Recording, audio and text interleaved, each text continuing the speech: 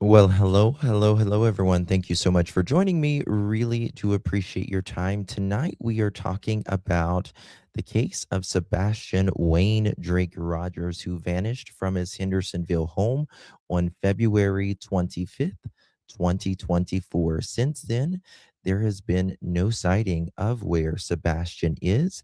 And even yet, to this day, we have no idea what happened to him. We got a lot to talk about. We dug in a lot in the last live, and today we're going to go even further. A lot to talk about on the other side of this.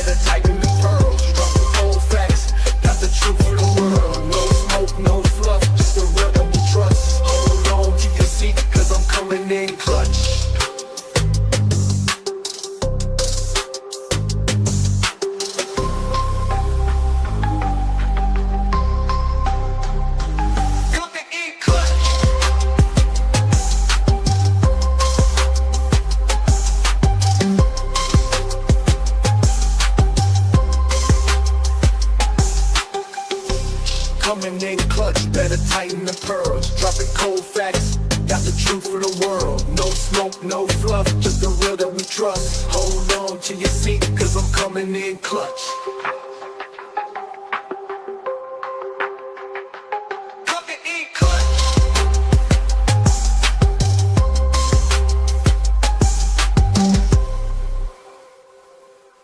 I've walked through storms in You guys, just give me 1 second. I gotta play the other intro. 1 second, please. Smile through pain with a painted face.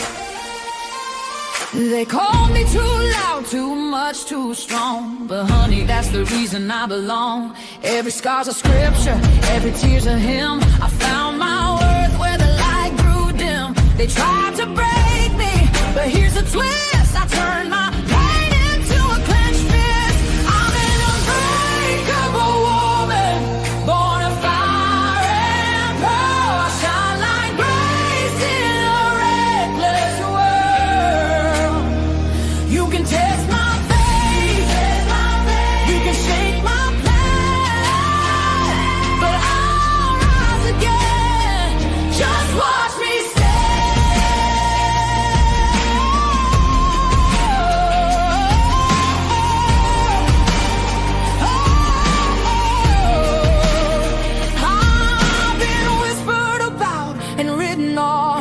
judged by the gloss, not the cause. But God don't build weak hearts from gold. He made me fierce and he made me bold. I bend, I pray, I roar, I rise with mascara, tears and battle cries. Don't need your crown, I forge my own. From ashes, honey, I build my throne. I'm an unbreakable soul, dressed in truth and pearls. The fire don't scare me, it lights my world. You can die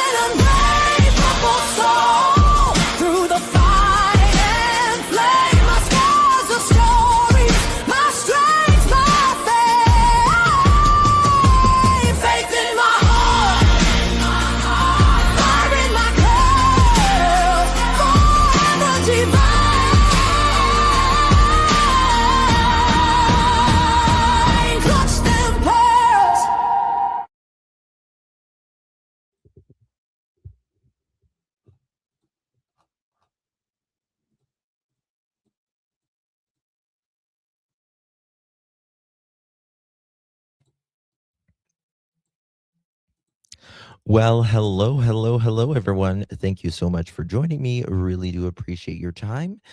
You could have chosen to be anywhere on YouTube. You have a lot of options anywhere on the internet, anywhere in the world, and you chose to be right here. I know your time is very valuable, and I do appreciate you spending some time with me. Today is January 24th, 2026. It is currently 6:57 p.m. on the east coast of the United States. Bonjour. Oui, oui. I'm really hoping I don't freeze my internet or whatever it is. Well, Kathleen, thank you so much because I don't feel like it, girl. Good to see everyone. I know you guys are used to seeing me every single day, but I just couldn't get out of bed yesterday. Truly, I woke up, I went to bed fine, absolutely fine, and I woke up with freaking pneumonia or something. Really bad stuff. Really bad stuff. Um, and I tried to get it together yesterday, got myself together, and by the time I got myself together, which is a production in itself, I I just couldn't get in front of the camera. Um, but today we are doing hopefully better. I called my doctor and she sent me in some medicine. So I went this morning and got my medicine before the storm started, right? Wherever you are, I hope you're safe and you're warm and just riding it out. Hopefully nobody loses electricity or anything like that. Um I thought your power had gone out. Yeah. No, no, it didn't go out. Except I felt like my power was going out on me. But I have been laying around. Uh, I'm in a blanket fort watching. Oh, nice, Callie. Nice. Um, we have our generator ready. Yes. Yeah, I'm praying that it's I hope they dramatized it, you know, just to make sure everyone got their stuff. Um, but I have been researching nonetheless. And we're going to be talking about some of that today. If you was here in my last live day before yesterday about Sebastian Rogers, put a 1 in the chat so I know. If you wasn't, put a 2 in the chat. That way I'll know how much explaining I need to do or not. Um, okay, Sassy. I have not really even looked at much, to be honest with you. Oh, so there's some 2s. Okay. Hey, Lakeside. What's up? Kathleen Sherry. Burnt Popcorn. Hello. Um, so there's this live stream that I find very, very interesting. And it's by Nerdy Addict. And we were talking about that because Nerdy had went to Hendersonville to search. And during that time, the stepfather of Sebastian Rogers had gotten in touch with Nerdy and had told him things. And maybe he told him because,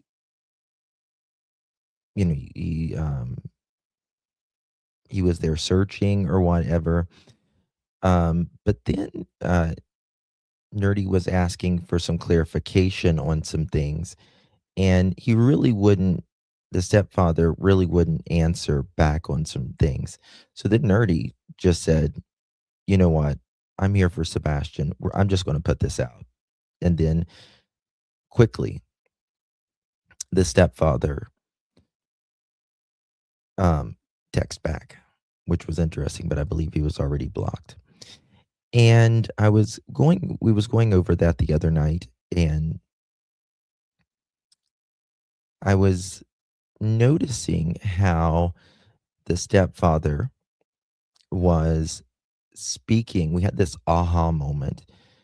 The stepfather was speaking about Katie, the mother, going to the church and the cemetery between the home and the school.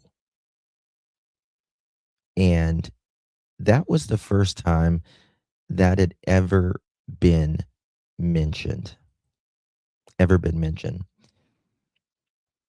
And then he also tells Nerdy that there was this um, unknown phone call that was on Sebastian's phone, and the words, something to the effect that he used, was one of the three parents, and then he says, then the one of the three parents, but the parent was uh, Seth. And then he talks about, he said it was calling like one of the grandmothers or something. Well, Sebastian supposedly did not, you could not, he could not call out to anyone other than like someone on his phone. It was a lot of strict um, things on that. And there's also this scent that was supposedly went down to the dam. And there's this burner phone. And a year later, they go to the house. And I guess I'm assuming TBI, local law enforcement, maybe FBI, I don't know. But they did a warrant and they collected cameras and they collected allegedly some laptops and allegedly some phones, which is very, very interesting. And I really recommend. I know the long. It is a long live that I did day before yesterday, but I really recommend you viewing that if you didn't see it, because first of all, we talk about how difficult, and I really break it down for you, how difficult it is for investigators to go back into a house that they've already been at a year before. They just don't, investigators just don't get what they want, right? It's more than just having a judge sign off on it. It's a very, very high bar, right? And all of that. So really recommend you viewing that if you haven't yet. Guys, do me a favor before we get started. Please hit that thumbs up button. Would be very, very thankful. Share the live out. Really do appreciate you. The first thing I want to say is that what I'm talking about is my opinion and my opinion only. My opinion is just that it's my opinion. Um, and there has been nobody named a person of interest or a suspect in this case, at least publicly. But what I also do say is I do have an email from the investigator that from the Sumner County Sheriff's Office, and several months ago, they wrote and said this is a criminal investigation. So I do say that because I have the receipts for that, and that's what I was told directly from an investigator that is on the Sebastian case. I personally um, have never believed Sebastian has walked out on his own, especially a kid that didn't like to get dirty, was afraid of the dark, had no reason um, to that we're aware of to go outside, was not seen going outside, but there is activity in the neighborhood on the 25th. There is activity. And tonight I'm going to explain that I do believe this is what you can call a slow burn case. It's taking time, yes, but we're going to get there. I really believe that. And I do believe investigators are working very hard behind the scenes. I know it doesn't seem like that. And I know that there's frustration and all of that. But I do believe investigators are working extremely hard behind the scenes, and it's taking time. And I'll show you a lot about that this evening as well. Hey Tony, good to see you. I haven't seen you in ages. How you doing? Hello, the Looking Glass. Thank you so much for 15.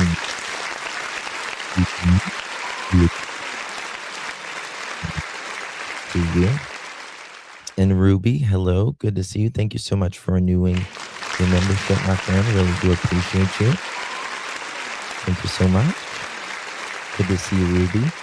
And Mama, you are an OG gangsta girl. Thank you so much. Appreciate you. Praying you get the feeling better soon, Justin. Yeah, thank you. Yes, yes. I pray that everyone, I mean, this is affecting literally half of the country right now in one way or another. And it's just so bitter cold. So bitter cold. Thank you so much, my dear. Appreciate you. Hello, War. Good to see you, darling. And for 15 months, feel better soon. Thank you, my love. Good to see you. Appreciate you. We're going to get through it. And thank you, Summer's Army. Appreciate you. Love your face. Hi, Mods and Justin. Hope all is well. Staying warm. Thank you so much, Summer's Army. Love you, darling. Lisa, thank you so much for your support, my dear. Appreciate you. You're the best. You're the best, Miss Lisa. Thank you so much. Appreciate you very, very much. And Melissa, thank you so much. I really do appreciate you. Hi, Justin and Pearls. I listen, don't say a lot, but love you and pray. Thank you so much, Miss Melissa. Appreciate you very much. And we always love for you to join the conversation. Thank you so much for being here. Really do appreciate you for all the support, my dear. All right. So, one thing with what Nerdy has put out, what he has learned, um, Chris from the mob crew, and of course, Silver's on the scene. He's been doing a lot of legwork. Um, and just between all of us, I think, like I said, it's kind of like a puzzle piece, and some things that one may have been told, the other one may have been told something else. You can find maybe inconsistencies or whatever. Um, but the lights that are over there, the Chris from the mob crew got is very, very, very interesting. And Chris, um, again, told Nerdy, and let me just play a part of it because a lot of you guys wasn't here the other night. And I hope I have it pulled up here. Maybe. But I was learning something here. No, I don't have it, but I'll pull it up really quickly. we got nothing but time anyways, because it's just gonna snow, ice, and sleet and hail, right? Um, okay. Mods, if you don't mind putting Nerdy Addict channel up, and I will put it in the description. My thing is, whatever side you're on, I know there's been a lot of craziness, the most crazy that I have ever seen a case, to be quite honest with you. The main thing is that we find Sebastian and figure out what happened to him. Now, a lot of people, uh, every creator works differently, and all of that. Some people say, just find Sebastian, right? Just find Sebastian. Now, I think of how we find Sebastian is we have to figure out what got him missing in the first place, right? Um, and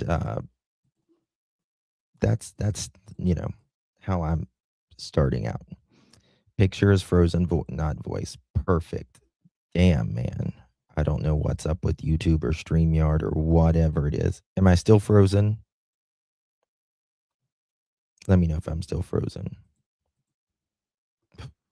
Hold on, let me come back and come back in.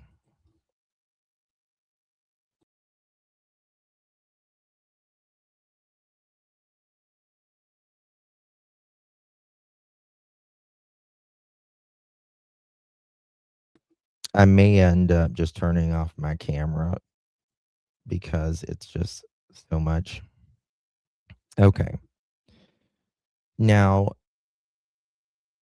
let me show you what I'm talking about. What put it together for me, in my opinion, the other night, and I had an aha moment. Okay.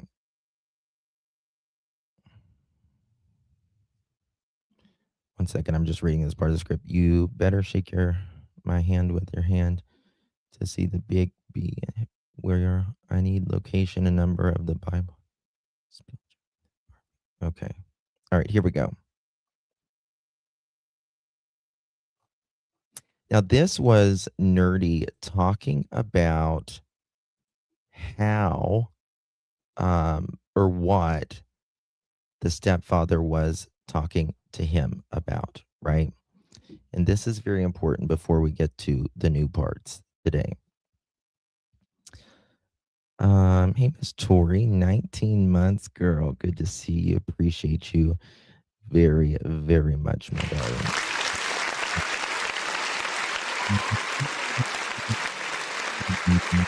Hopefully you're staying warm. Appreciate you. Thank you for your continued support, my friend. Good to see you. And Raymond, thank you so much, my friend. Appreciate you. Sebastian down me will not stop until he's home. Please, everyone, stay safe. Thank you so much, Raymond. It's so good to see you and appreciate you very, very much. And Grandma, thank you so much. Appreciate you, baby. Thank you so much. Thank you all so much for your support. I truly can't do it without you. Okay. So credit's going to go to Nerdy Addict. Okay.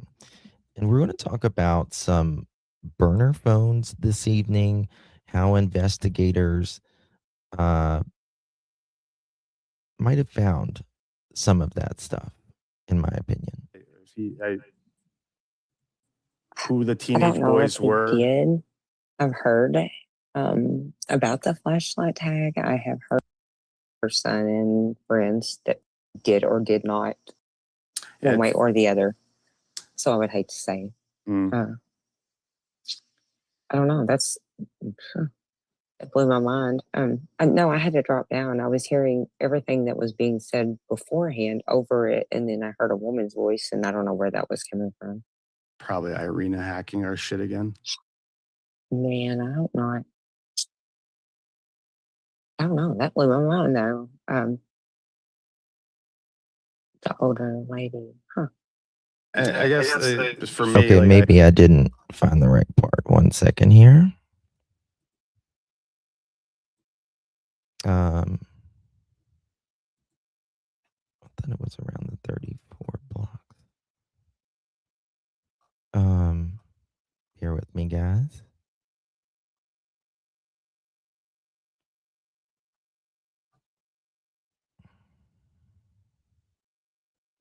Let me do this. Let me try this. I should have had it ready. I apologize. Oh, damn. Going too quick. Okay. Let me go to 32. Sorry, guys. Bear with me. Slipping on a rock, and the thing that Thank they you, did during baby. that dam, I didn't know that. Thank you, baby. Actually, Appreciate you. that Okay. bothers me too. Okay. So we had heard about the dam, right? We had heard about the dam in the past, but we had never heard about like a phone being in the area. And that phone, there's a burner phone allegedly that stopped pinging in around that dam. Now, that dam is 8 miles away. 8 miles away. Justin, the day we heard the officer say the dispatch, he was at the NCP tried to claim that was about Betty. Could that possibly the same day they collected the stuff? In my opinion, yes. Yes. They were there for cameras and other things. There was a warrant 1 year later. Yes.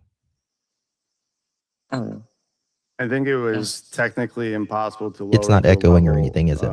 I don't know if the Army Corps of Engineers maintains that dam. Typically, in other states and areas, they do. But it sounds like the water levels were too high for them to properly check that. Correctly brought before Sebastian went missing in those areas like Black Mountains and even Rogersville back this way towards Memphis. Like some very, very heavy. Okay, here it is. Flooding. I found it. I was up too much, way too much. Way too much. Okay. Let me do it like this. Yeah, okay. Between the school, no, he didn't go to high school here, middle school, he moved there 2 years ago.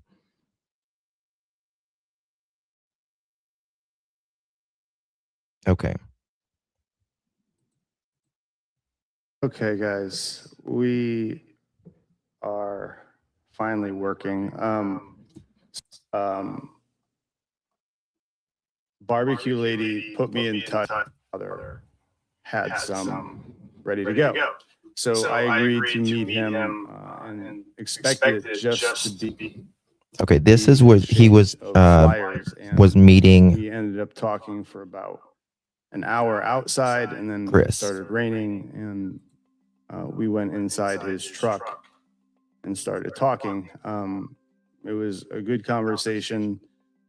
Some of the details have been disclosed out on X. We can review them all, but there were 3 areas specifically that he asked me not to broach in the truck.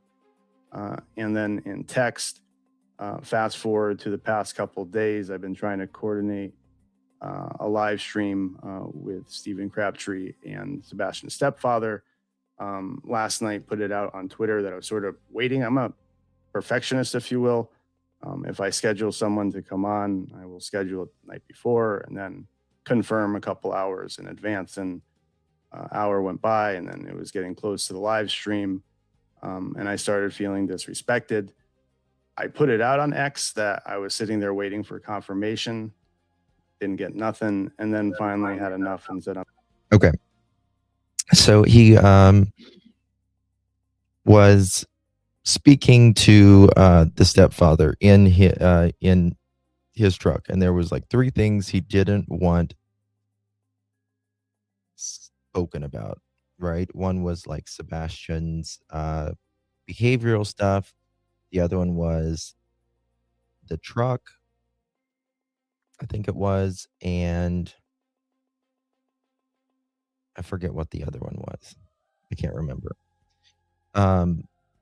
Sebastian's behavioral health and the incident with police is what that thing says. And he said he started feeling Nerdy said he started feeling disrespected and all that. And then he talks about, I think it did want to talk about the warrant. Maybe that's what it is right here. Is open, the telephone line is open, either or works. I'll start with the polygraph. He right here said that during the investigation, they were going down to the fire station, which was the command post. Right here where it starts. For the search and rescue, which is right down the street, and you'll see it. And I think I showed it on the ground there too, and pointed it out. But thank you, when Raymond. Katie got there, law enforcement surprised her and said, "Look, we're gonna take you for a ride." Right? She had no idea what was happening. They put her. Now we remember that as taking Chris for a ride. Don't y'all remember that as taking the stepfather for a ride? Not Katie. It was Chris who was taken for a ride. You guys remember that?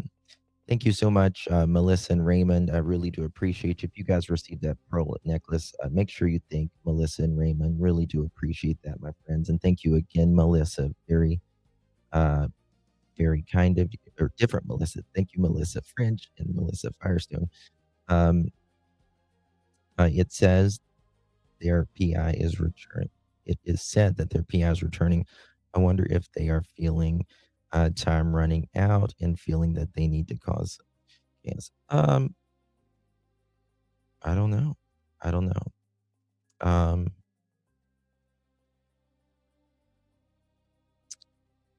I think what's done is done, to be honest with you. I don't think it's going to matter.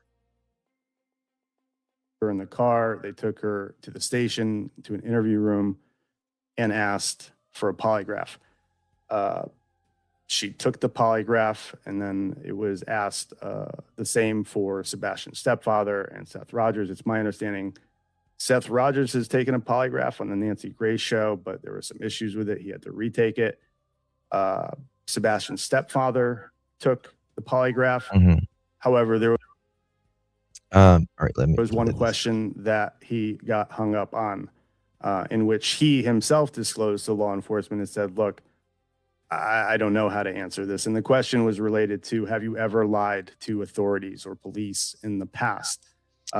Now, again, it was said that Sebastian, or that all 3 parents took a polygraph in the beginning. That is absolutely not true. All 3 parents did not. The only one that may have in the beginning was Sebastian's mother, even though it was said by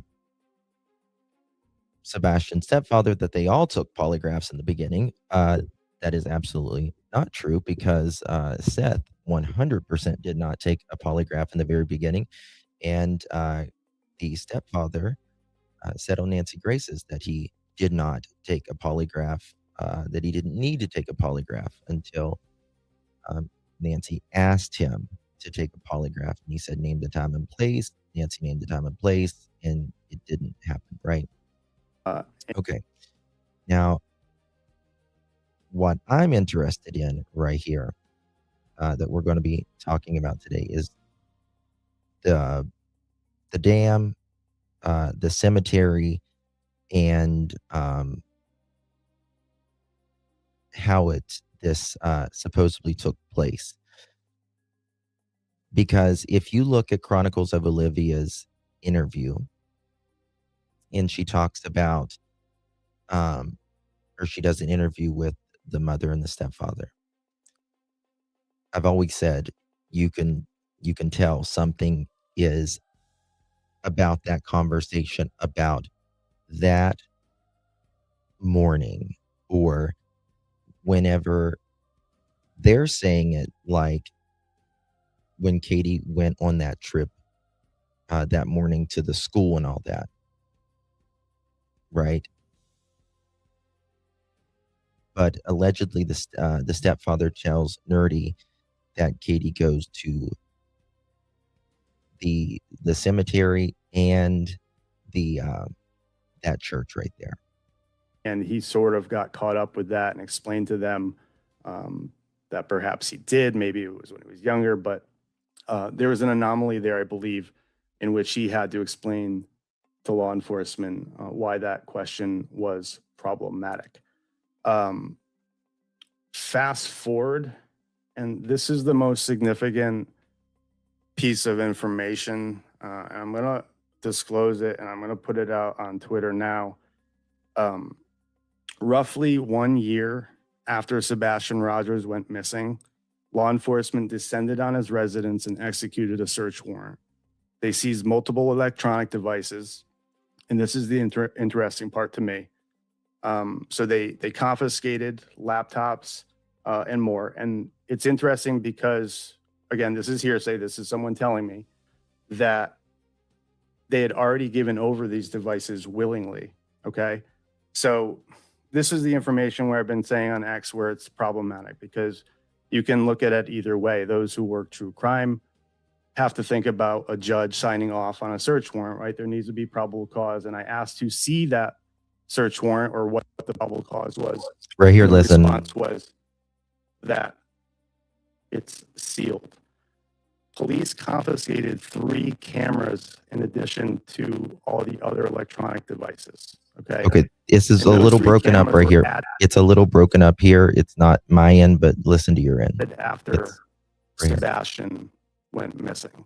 One of those cameras was from Chris Proudfoot's daughter's room. Apparently, they installed a camera in her room after Sebastian went missing, and 2 other cameras. People are saying I'm choppy. Could be bandwidth. I don't know. Okay. So other cameras and allegedly other phones Is and that better? Thank you, Andy. computers and stuff Okay. like that. So Confiscated 3 cameras that were added to the home after Sebastian went missing, which he says which was interesting to me. One of those cameras were placed in one of the other kids' room. And obviously a search warrant was obtained from a judge. He says right here. obtain a search warrant from a judge. We know that's sealed now. Yeah, Kate, which part do you need repeated? Okay, so police executed a search warrant 1 year after Sebastian went missing at the residence. They confiscated electronics. They confiscated 3 cameras that were added after Sebastian went missing. So 3 cameras were added inside the home after he went missing, and police felt the need and had a warrant to seize those devices. One of those cameras was inside the daughter's room. And let me know, this is a new setup, but roughly 1 year after Sebastian Rogers went missing, law enforcement descended on his residence and executed a search warrant. This is 1 year after he went missing, seizing multiple electronic devices, including 3 cameras that had been installed after his disappearance.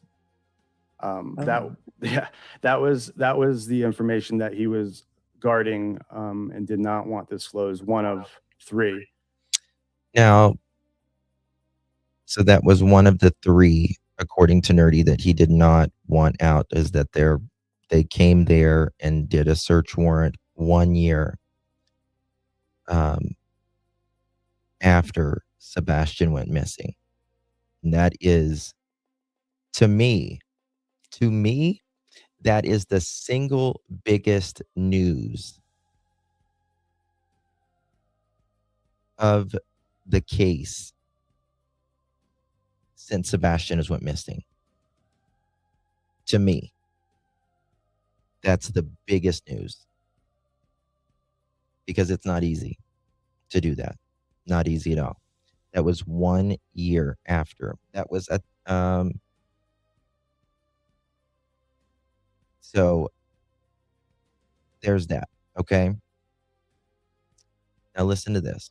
But I want to take a So I moment wanna for get to everyone to process that, think about cemetery it, and part. let you comment on it. That's that's crazy. The fact that they took footage after the fact of him going missing makes me wonder what they wanted to know that was going on in that house afterwards. Yeah, For sure. Well, the cameras imply that, right? Because those cameras pick up everything. So confiscating the cameras, they Exactly. obviously took more than that, right?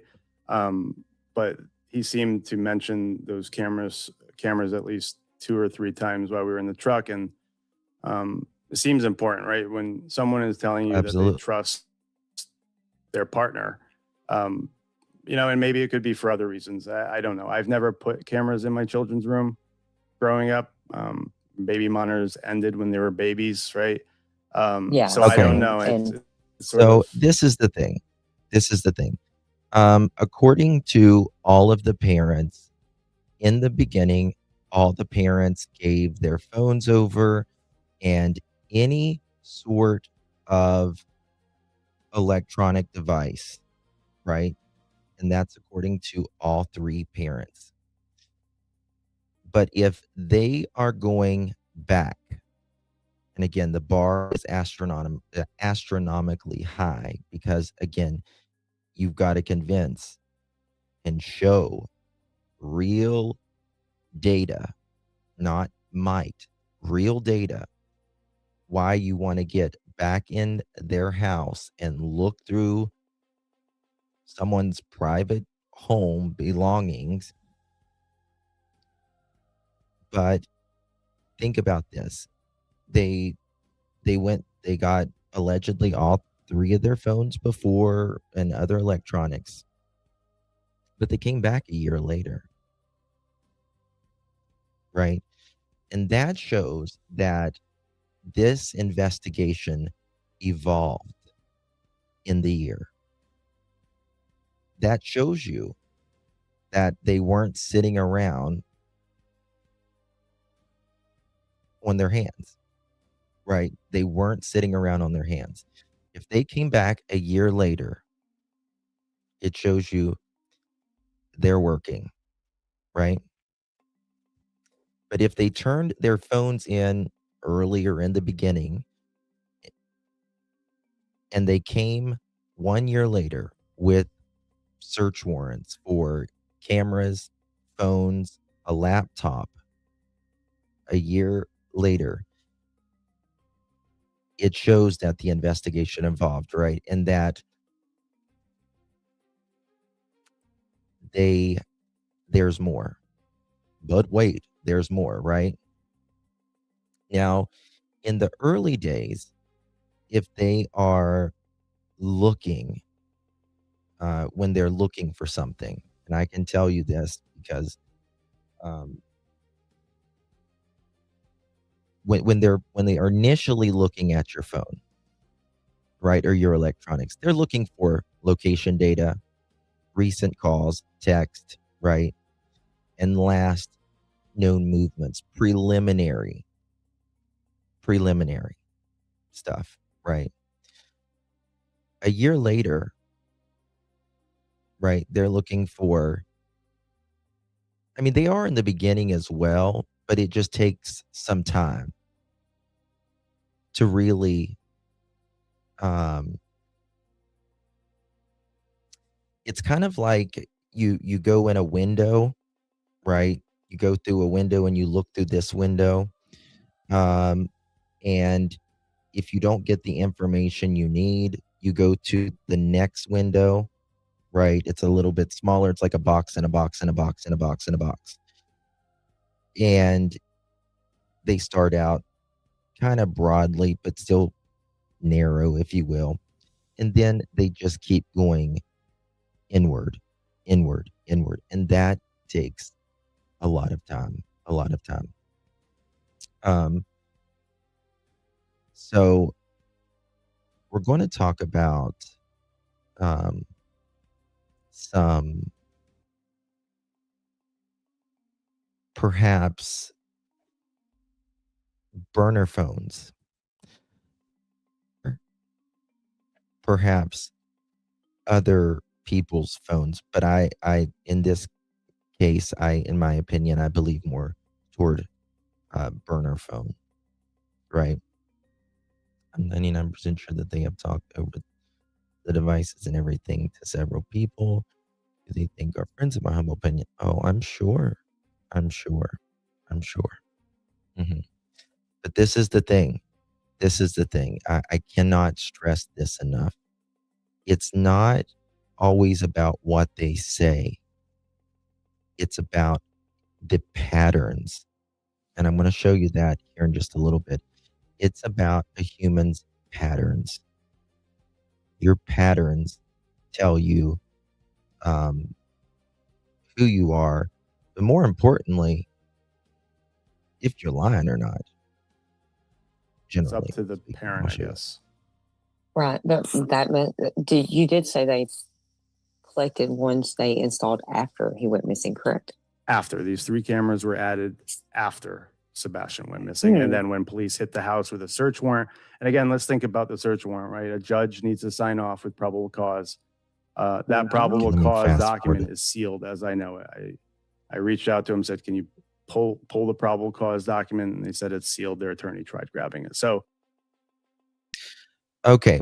So another thing, we talked about this the other day. This is supposedly sealed. That tells us, in my opinion, at least, that tells me, in my opinion, that no matter what they're doing, we're not going to know about it. Right? This is such a high profile case. Such a high profile case. Nobody's going to know. This is sealed. That means it's certainly an ongoing investigation. Damn Skippy.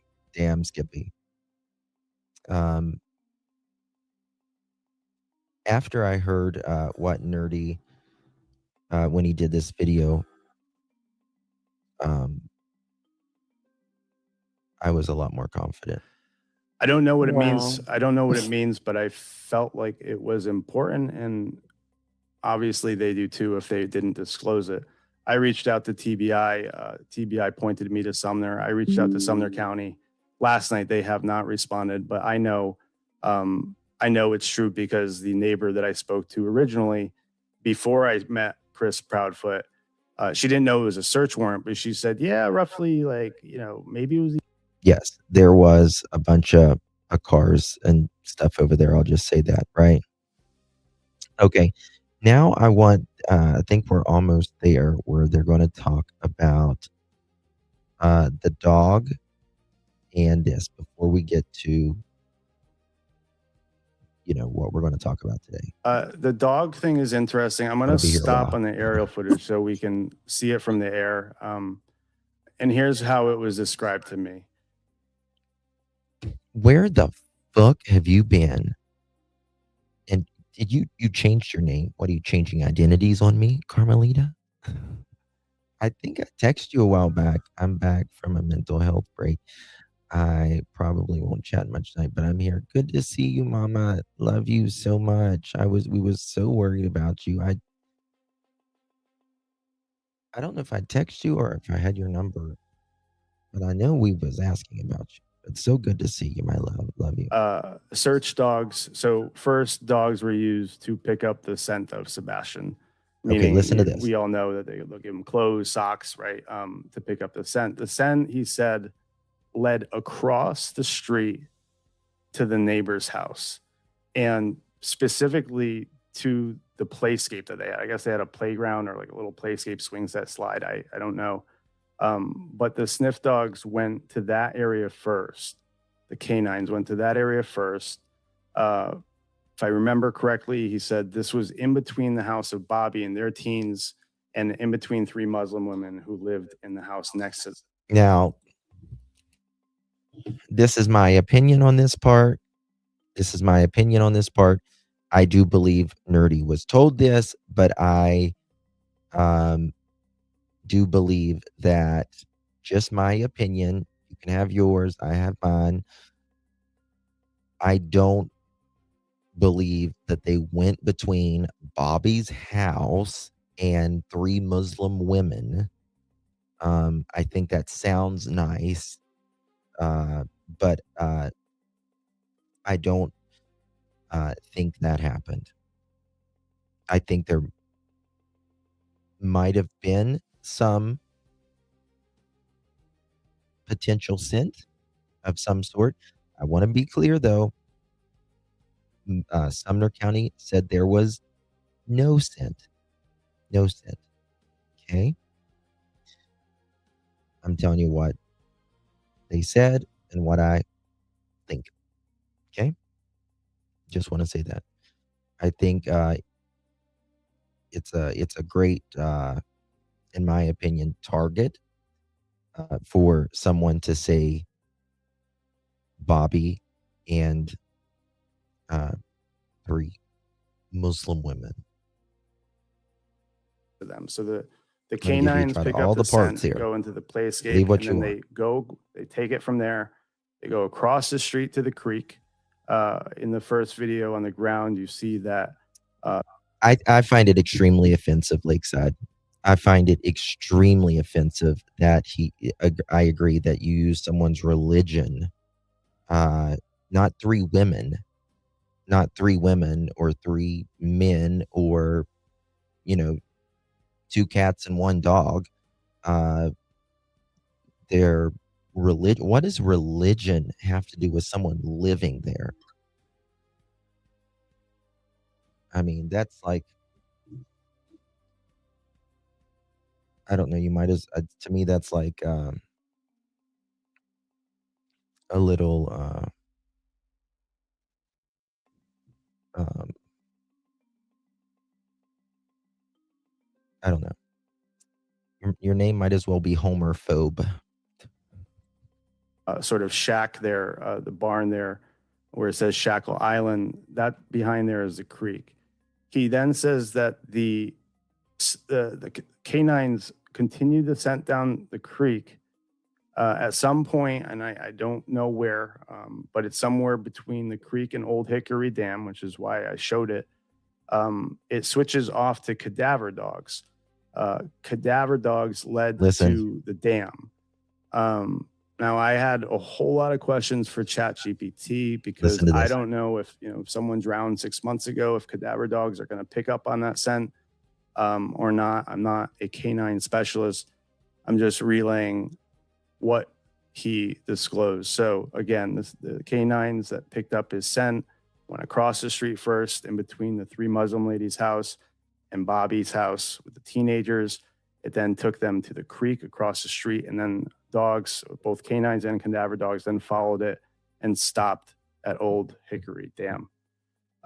So I thought that was interesting for a lot of reasons. I've worked water cases before, Connecticut, Riley Strain in Tennessee. Usually the dam is the most interesting area for a deceased person because they're going to get hung. Now this dam is like 7 to 8, 9 miles away. Okay. Now there was a phone that was picked up there, and this is where I think he's going to talk about it, because this is what I'm interested in, right? Hung up there. Now, what's interesting is that he told me that the water was exceptionally high at this time of the year, and when it happened, I think if I remember, he said 10 to 12 feet higher than normal. It doesn't sound like they were able to reduce the water levels to properly check the dam. He also Whatnot. I appreciate that, but I don't get mixed up on the he she thing, to be honest with you. I appreciate that. I'm not as prissy and stuff as I look. I know a lot of people get bent up on that stuff, but I personally don't. I mean, I will, whatever someone wants to be referred to as. I'm from the South. I was taught You can call me anything you want, just don't call me late for supper. I don't really care, to be honest with you. But I go by he. I'm a dude that wears a little bit of makeup. Also said that there's contention between Sumner County and TBI. Sumner County believes that, we'll just summarize, but they believe, Sebastian ran away, slipped on a rock, and drowned and died. Whereas TBI doesn't believe that. They believe a different scenario here. So now, like I said, I do disagree personally on that. Now, I told you guys months ago that TBI and local law enforcement, I'll just say, in my opinion, we're having a conflict on certain things in the case, in my opinion. I don't think anybody thinks Sebastian slipped on a rock and fell, right? Because for him to slip on a rock and fall, you have to be seen. There has to be evidence of him leaving the house, right? Local law enforcement can't say, we think Sebastian got out of the house and fell and slipped on a rock just because we think that, right? They have to have evidence that shows that he got out of the house. They cannot say he got out of the house. They can say it as the parents are saying that Sebastian left the house. But that's not what you got to understand. That's not what local law enforcement is saying. They will say what the parents say, but that's not necessarily what they believe, right? They're always going to say Sebastian, presumably, or they'll just say he walked away from his house, because they're going to say what whoever last saw him or who was his caretaker is going to say. That's not necessarily what they believe. It's not even about what they believe. I'm using the wrong word still. It's about what the evidence points to, right? And if the evidence doesn't show him leaving anywhere, but there's evidence of other things going on, they're going to go where the evidence leads them, right? They're going to go where the evidence leads them. It's not about what I feel, you feel, anybody feels or thinks. It's truly about what the evidence leads them to. Because one thing we can all agree on is something happened February 25th into the early hours of the 26th, right? Something happened. What?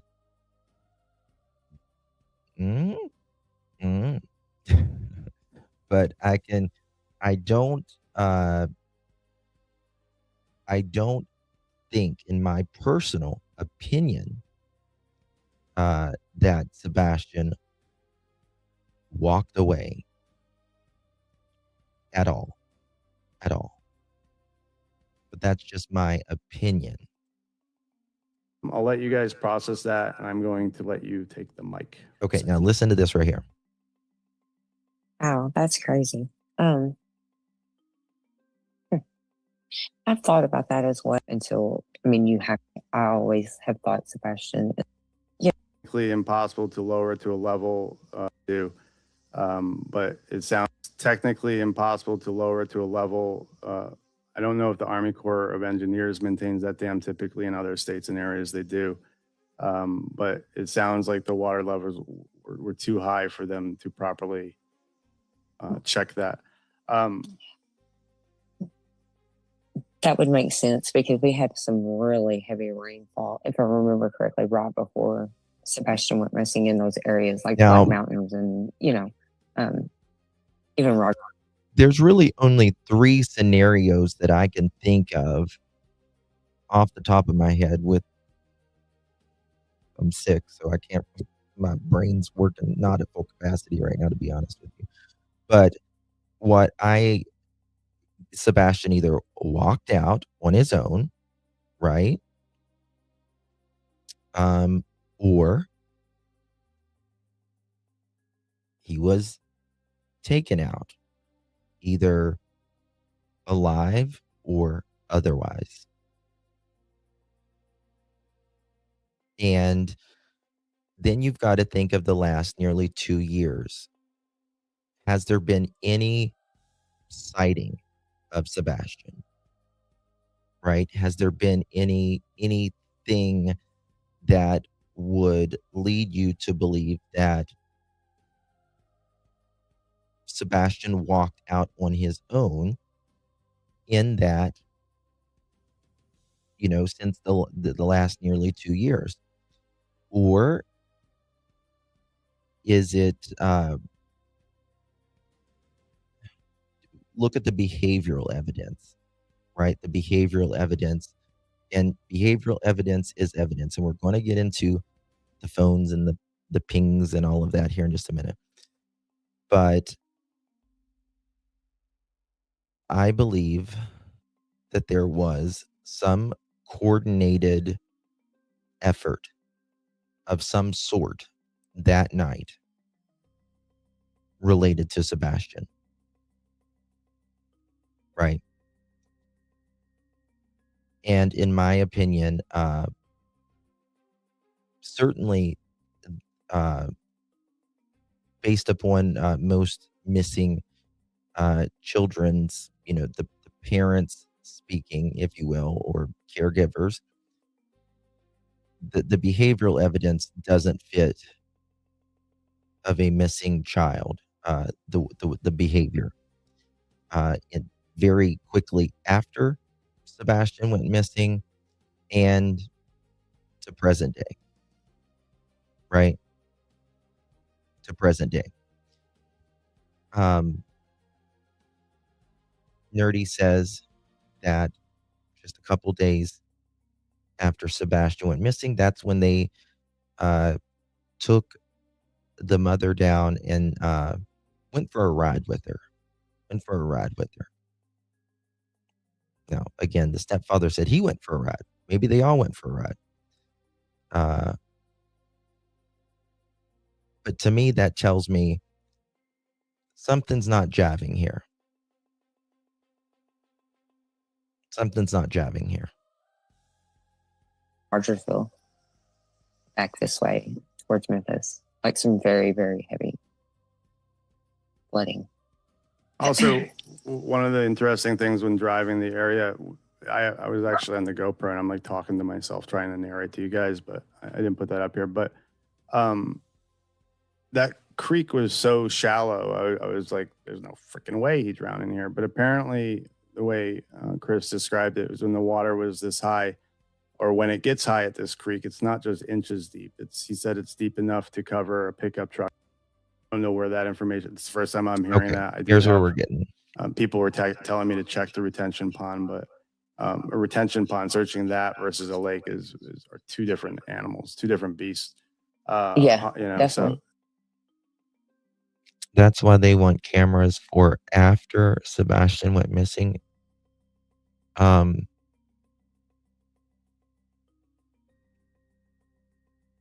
Yeah, they really wanted cameras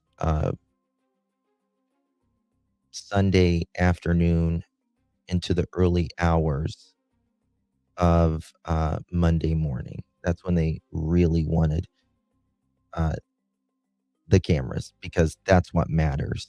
That's what matters is before, if there was any planning, the afternoon of Sunday when Sebastian and his mother were driving around everywhere, Was there anybody else home? Was there anybody around? Any of that. But they want particularly Sunday afternoon into the early hours of Monday morning. Doesn't really matter after someone has vanished. I mean, it can in some instances, but to find if Sebastian, did this on his own accord, which there's nothing to point that, it's going to be really Monday morning. And someone's asking in the chat, am I sure? Yeah, there was a massive search on the ground. I don't know if people realize how massive the search was, and I know how far away the creek. I can say this. They're not going to give a wooden nickel after the cops get there. After the cops get there on Monday morning, they don't care because they're there to witness, right? Like everything around them. They're there. They don't care where any parent was after they got there. We're almost there. 1 second, y'all.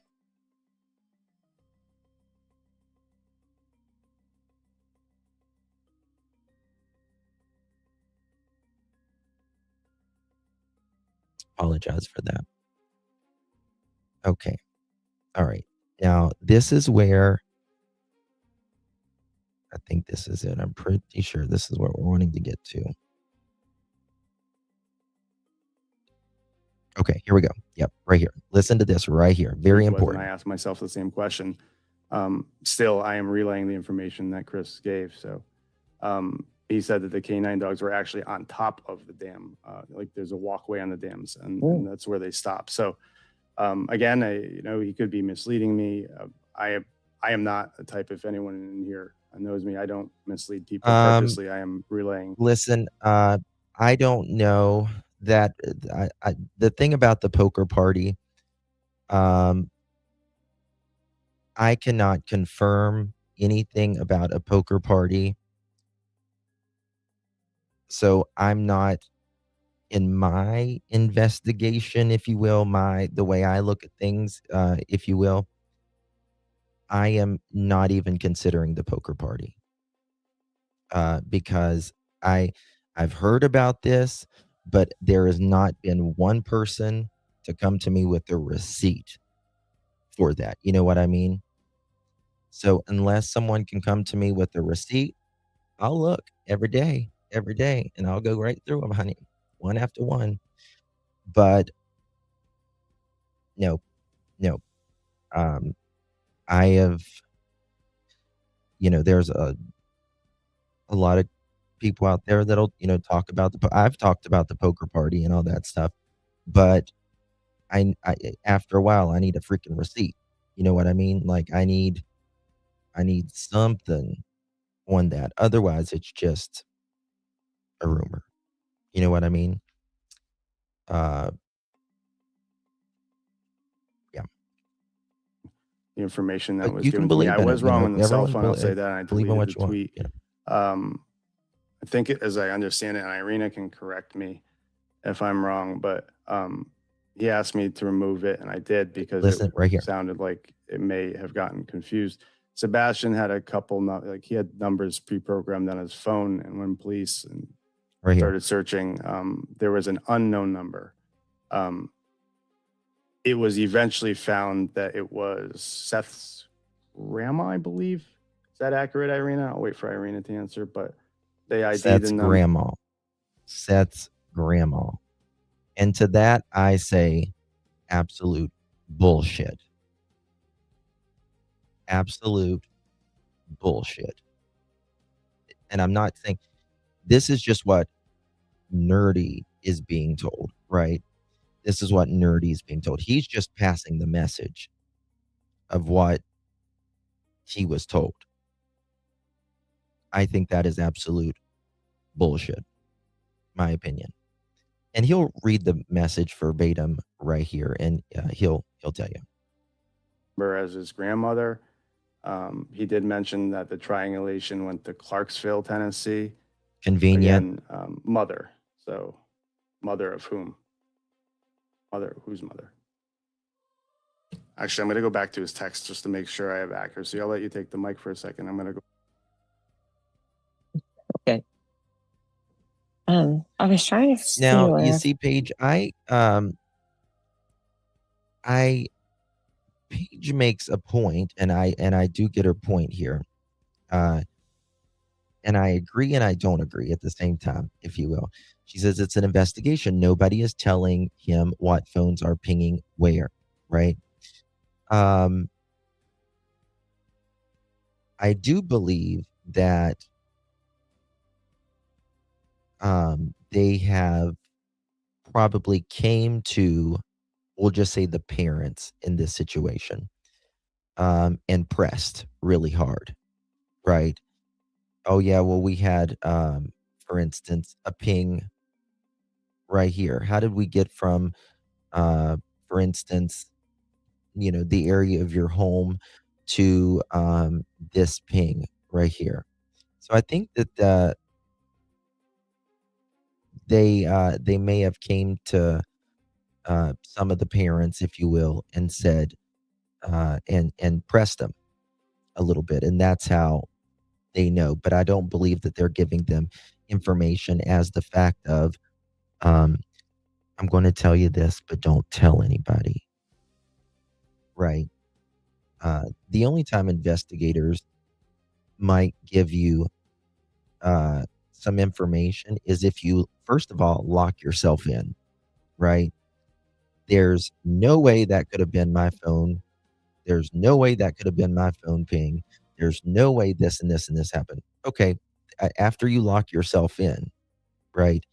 And then you say that, well, then they might say, okay, well, okay, cool. We have a ping of a burner phone 7 miles away, right? Then they might, but they're not going to do it unless it's very strategic. Very strategic. found that We're getting there. about a dog hitting on Listen about cemetery. water, and I know I've seen that a bazillion times, and I even have it somewhere shuffled away in my notes. But I can't find it right now. And also those video clips I sent you last night, I can't find that either. I'm just a hot ass. Sebastian's phone had a number that wasn't identified in his phone. We found out the number belonged to his grandmother. The burn cell phone that I told you about. Okay. Now this is him. This is the part. This is him reading the text that he got. Okay. First of all, put a 1 in the chat if you remember that Sebastian had his contacts in his phone, and that's the only people he could call, right? Put a 1 in the chat if you remember that. Now, second of all, why would Sebastian not have his grandmother's phone number in his phone to begin with? Now just stop. Whether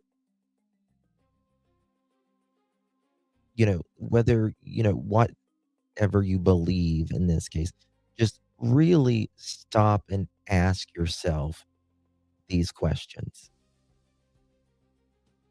right? Without emotion, level-headed, and just ask yourself that, right? Okay, now listen, he's reading the message right here. Listen to this. The number belonged to his grandmother. The burn cell phone that I told you about was a phone that called one of the 3 parents. It called Seth's phone. It doesn't need to sound like Sebastian had a burner phone either, because there is no proof Sebastian had one. That was his response when I. Okay. Again, that's very important part right there. Okay. Very important part. Sebastian's phone had a number that wasn't identified in his phone, in Sebastian's phone. We found out the number belonged to his grandmother, Sebastian's grandmother, in his phone. The burn cell phone that I was telling you about was a phone that called one of the three parents. I love that part. One of three parents. And it goes on. It called Seth's phone. Now, why would you say one of three parents and then you say it's Seth's phone?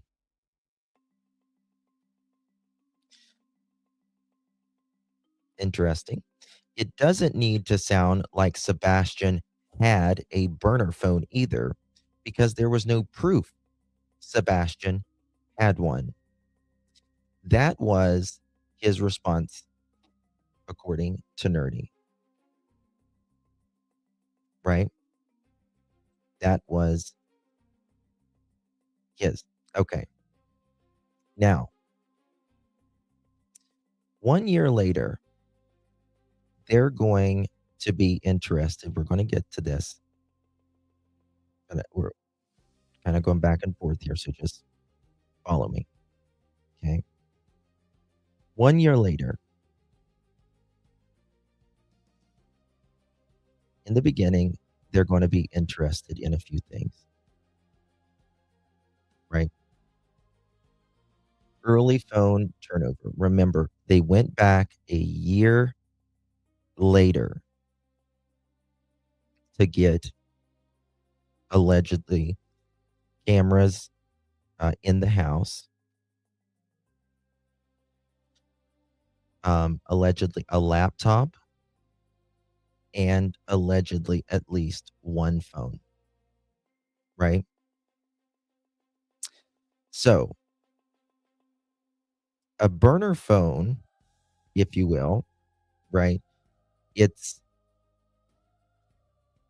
a phone that is not necessarily in someone's name, right? You can go to Walmart, you can use one of your old phones if it's unlocked and put minutes on it or whatever, right? Now, we know that they have said that they done cell phone tower dumps, right? And that is all devices pinging near key locations, right? Between the windows tied, the time windows tied to the event of whatever they need, right? And they're going to look at repeated, um, they're going to look at uh, this, the behavior, if you will, of the person that has this phone. Where if this burner phone, for instance, and this is so important, guys, please hit that thumbs up button, share this live out. They're going to look at the phone's behavior, if you will, the data. Okay. If this phone came to act, if it was activated the day of, or within a short period of time of a crime taking place, right? That's going to be very, very interesting for investigators, right? Excuse me. And more importantly, if this device, right, only appears during the critical window of, for instance, Sebastian going missing, and then if it disappears forever, right? And the way that we are, the way that I'm interpreting it, at least, I'll just say that, is this phone went from Sebastian's house to the dam and stopped pinging at the dam. Okay? That's the way I'm interpreting it. Um, and that's what it sounds like. And that's what that's all I can say about that. Um, which is a very interesting thing. Okay, let me point this out. Now, if it stopped pinging at this exact spot, that's they were looking in that dam, obviously, for probably multiple reasons. Kids get close to water and all that. But the thing about they supposedly drained this as close as they could drain it. They were probably looking, obviously, for Sebastian in the water because just with autism in general, they can be attracted to water. But first, you have to get him out of the house, right? First of all, you have to get him out of the house. So they were, in my opinion, looking and draining this area for multiple reasons, not only potentially if Sebastian was in there, but maybe something or some things that were in there, in my opinion. Okay. Right. You get what I mean? So if that device was in the area of Sebastian's home and then went to the dam and then stopped during the critical hours, that's a problem, right? That's a problem. They're also going to be looking at who this cell phone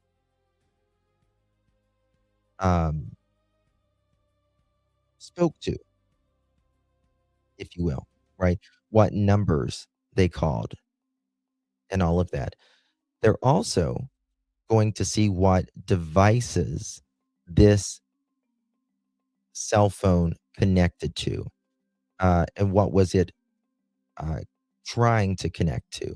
If you are around, I've talked about this part so many times.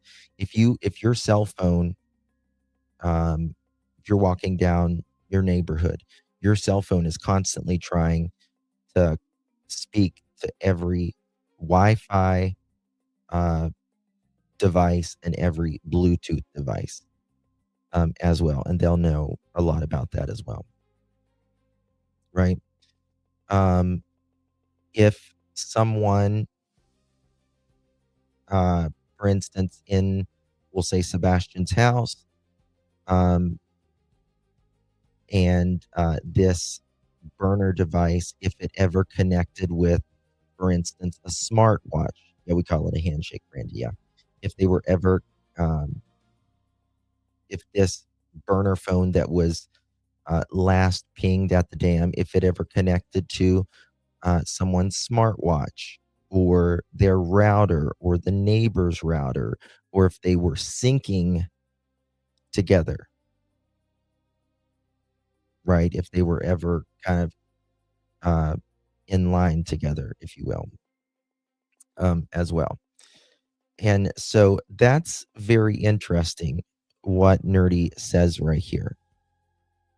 Okay, because that tells me, in my opinion, right here, that this burner phone, they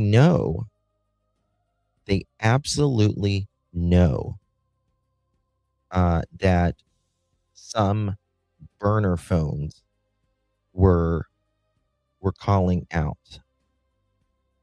Now, whose burner phone? And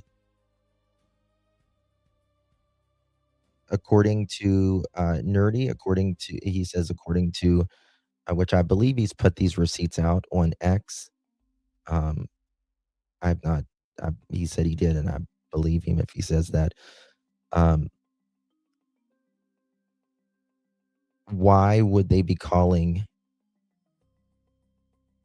Sebastian's grandmother? Well, I don't believe they were calling Sebastian's grandmother. I believe um, that's a convenient thing, if you will. Just the way I think it's convenient that now that there's this supposed scent that went through allegedly Bobby's um, yard and what he says 3 Muslim women's yard. I think in circumstances like this, individuals will say parts of the truth many times, but will uh, realign key uh, points that obviously makes them look in a better light. You know what I mean? Well, that's interesting you say that, Kylie. He says no. He says a different grandmother. He says Seth's grandmother. But it is interesting. It goes to a grandmother figure, right? And in my opinion, that's what I'm talking about. It goes to the key, like there in my opinion could be truth to and I believe there is truth to a burner phone and all of that. But I believe it might have went to particularly a grandmother, but who the grandmother was or you know what may be potentially debatable. I don't know, but I'm going to tell you, very interesting, right? hmm Very interesting. All right, guys, hit that thumbs up button. Greatly appreciate you. Give me a second. We need 10 more members to meet our goal. Come on, guys. Become a member of the Pearl family. Would love to have you. Ooh. Hitting on Now listen to this. water. And I know I've seen that a bazillion times, and I even have it somewhere shuffled away in my notes. No, I can't find it. Katie's. There's one thing that I can tell you, and I'm just going to tell you. Katie's mom has nothing to do with this. She really doesn't. She doesn't. I don't. I don't. I mean, she's had a lot of problems in the past, and she is an RSO and all of that stuff. But Katie's mom had nothing to do with this. She can't even take care of herself. And also those video clips I sent you last night. I can't find that either. I'm just a hot ass. Sebastian's phone had a number that wasn't identified in his phone. We found out the number belonged to his grandmother. The burn cell phone that I told you about was a phone that called one of the 3 parents. It called Seth's phone. It doesn't need to sound like Sebastian had a burner phone either. Now, again, like I just said, it's very interesting how, like I said, they will tell you some of the truth, right? For instance, like Daniel in Jack and Lily's case, he's telling us the direction he went and all of that, and many things what happened, but he's not telling us the right time. Right here, remember how I said he will say that one of the 3 parents, but then he'll say Seth's, and then he'll say one of the 3 parents. Well, how does he say it? Let me make sure I'm saying it right. You don't need to say it like that if you're telling the truth, in my opinion, because there was no proof. Okay. The burn cell phone that I told you about was a phone that called one of the 3 parents. It called Seth's phone. He is giving us semantics that is not needed, that usually happens when someone is being a deceptor, right? And then he tells us Seth's phone. Seth's phone. Okay. So he's telling us that there is a burner phone. There's no proof Sebastian had a burner phone, but someone had a burner phone. If Sebastian didn't have a burner phone, hold on one second.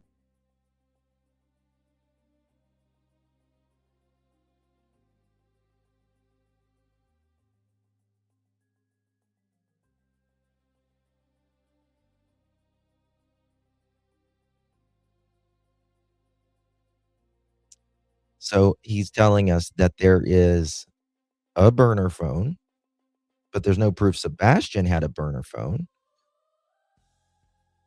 I mean, first of all, how would Sebastian obtain a burner phone? Well, you could say, well, he could obtain it from school or something like that. But someone had to buy A, the phone, and B, the minutes, which they're going to find out. They're going to find out if someone how someone purchased it. It can delay how quickly you can get the information, but they'll find it. Right. No, that's actually untrue. Sandwich. And we're going to go into that. You absolutely can find out things on a burner phone. It's not as concrete as people thinks it is, especially in today's world, especially nowadays. It was in the beginning, but those days are pretty much over.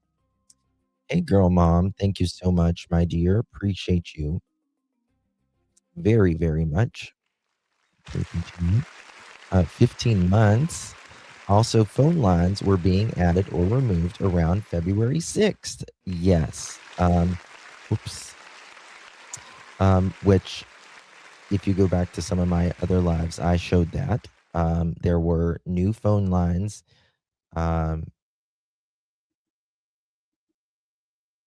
Yes, there was. That's all I can say about that. Were being added around February 6th. And then Edgar said there was a ping 30 days before Sebastian went missing. Edgar's phone, question mark. That's very interesting. I did forget about the thing about the before 30 days. Yeah, very interesting. Lana Davis, welcome to the Pearl family, my dear. Appreciate you. Y'all welcome, Lana. Appreciate you, my love. You're staying warm and cozy wherever you are, my friend. Thank you so much. Really do appreciate you, Miss Lana. Thank you. And Hobo, hey, darling. Good to see you. Thank you so much for gifting that pearl necklace. Really do appreciate that. If you received that, make sure you give our girl, Miss Hobo, a big old thank you. Love you, darling. So good to see you. Thank you for all you do as well. He nerdy. Thank you, baby. Oops, what I do with this? We are at a year, girl. You're an OG now. Please hit the thumbs up if you haven't already. Like, share, subscribe. Love you, Justin and Pearl family. Justice for Sebastian Wayne Drake Rogers. Thank you so much, Miss Nerdy. Love you, darling. Appreciate you very, very much. Thank you, love. Appreciate you. Hey, Miss Holly. Thank you, Mama. Appreciate you. Thank you for all you do. Thank you so much for your support, my dear. I really, really do appreciate you for that, my love. Thank you. Okay. So,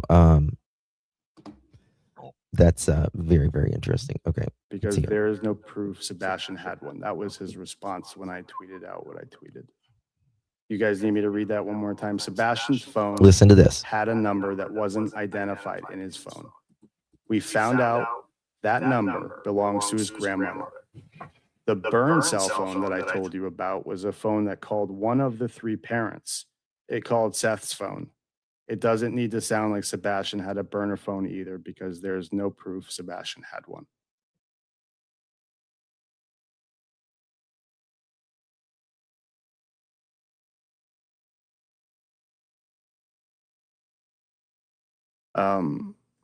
The piece that ties in, that's interesting to me for, I don't know if we lost Lady Justice or Brianna, are you No, still I'm here? here. Okay. Sorry. The part that is interesting, and I don't want to talk too much about behavioral health issues. I'll just say there were some, okay? And one of the Okay. behavioral health issues led to, So, Sandwich is asking, Justin, how would law enforcement have been aware a hidden burner phone even existed in the first place? Well, it's not just one thing in an investigation, it is a number of things that get you to the point. And it is about, again, like I said, you start in a box, and if that doesn't work, you go to the next box, right? And then you keep going in, keep going in. Okay. So, first of all, they're going to ask you where you were and if you had a burner phone or you had any type of communication device in general, right? Nowadays, it does. I don't care if it's a burner phone or whatever it is. Every phone, if you will, has a. I've done a whole live stream on it. It's a number that finds you anywhere in the world. It can not, when that phone is made, I don't care if it's a burner phone, a cellular phone of like a planned phone, a family, whatever. It can never, ever, ever, ever, and I mean never deleted. It cannot ever be deleted. So they're going to check for, first of all, that's how they're going to identify where the phone is, where the phone was purchased, right? It's going to tell you when the last time, like where the phone was purchased. They can pull up receipts with that surveillance video. How the minutes were purchased as well, right?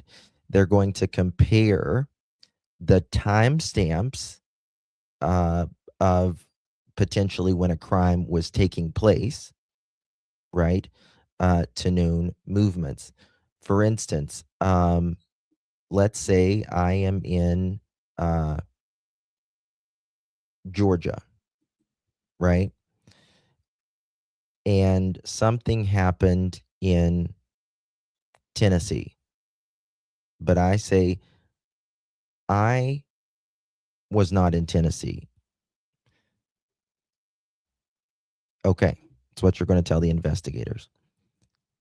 But then a phone kicks on near the crime scene or whatever happened around the time of the crimes or crime or disappearance, right? But that phone was, it just kicked on at a certain time. Hadn't ever been on before, whatever, right? Now, but generally, you've got to test that phone to make sure that your minutes are going to work, right? Which means it's got to hit a tower somewhere. That's another way. That's another way. So let's say I bought this phone, or I already had this phone, but I bought these minutes at a Walmart in Georgia, right? And after I added the minutes or whatever, it's got to connect to something to make sure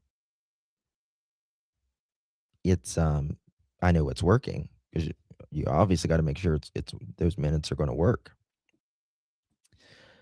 More importantly, who are these burner phones connecting to? Right? Who are they calling? Who are they calling? Are they calling people familiar with the case? Or to the crime? Or to the missing person?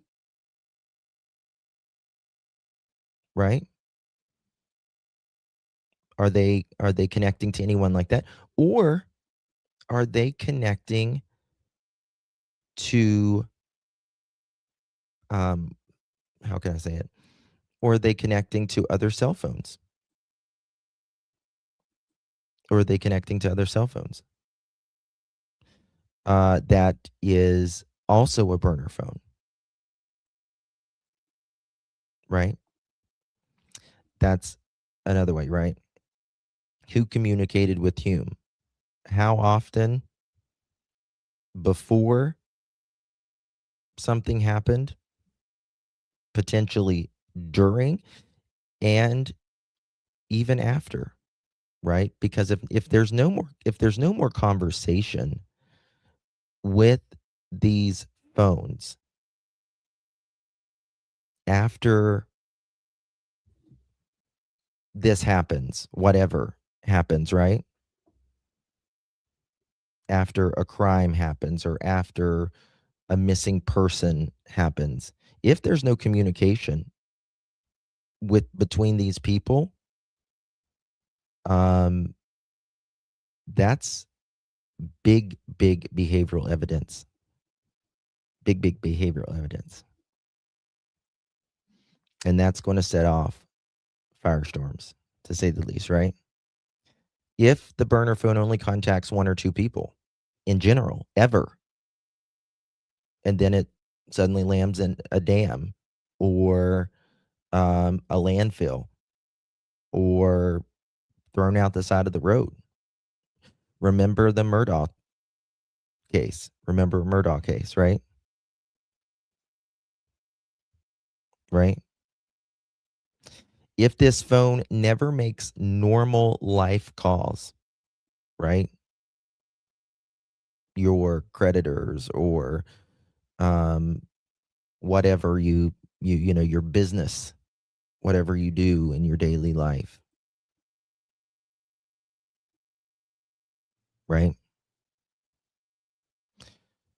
Well, Neuro, that's if they have that phone, right? Now, if they don't have the phone in their possession, they can't do that, but they still can find a lot of information. It just takes longer. They just have to work harder. Absolutely, Girl Mom. They certainly do. I agree 100%. But remember, there was a warrant 1 year after. There was a warrant 1 year after Sebastian went missing, right? And they got electronics. Right? Was this phone or device, was it pinging on other router boxes, making Wi-Fi connections in any vehicles? Or think about this. Do you know nowadays, whenever you are at especially if you're a passenger in a car, right? Next time you are at a stoplight and a passenger, in the back seat or side seat or whatever, go to your Wi-Fi and do a scan. Your phone is doing that in the background constantly. Or the Bluetooth, right? It's connecting to the people on the other side, in the other lane. It's connecting. It's it's shaking hands with them, businesses next door, whatever. Right? Email access, social media logins, cloud, Bluetooth, car, earbuds, smart devices. It's crazy, right? Absolutely crazy. Now, let me play this right here because this is very important because we're going to get to more of this in just 1 second. Miss Widow, thank you so much, my love. I do appreciate you so very much.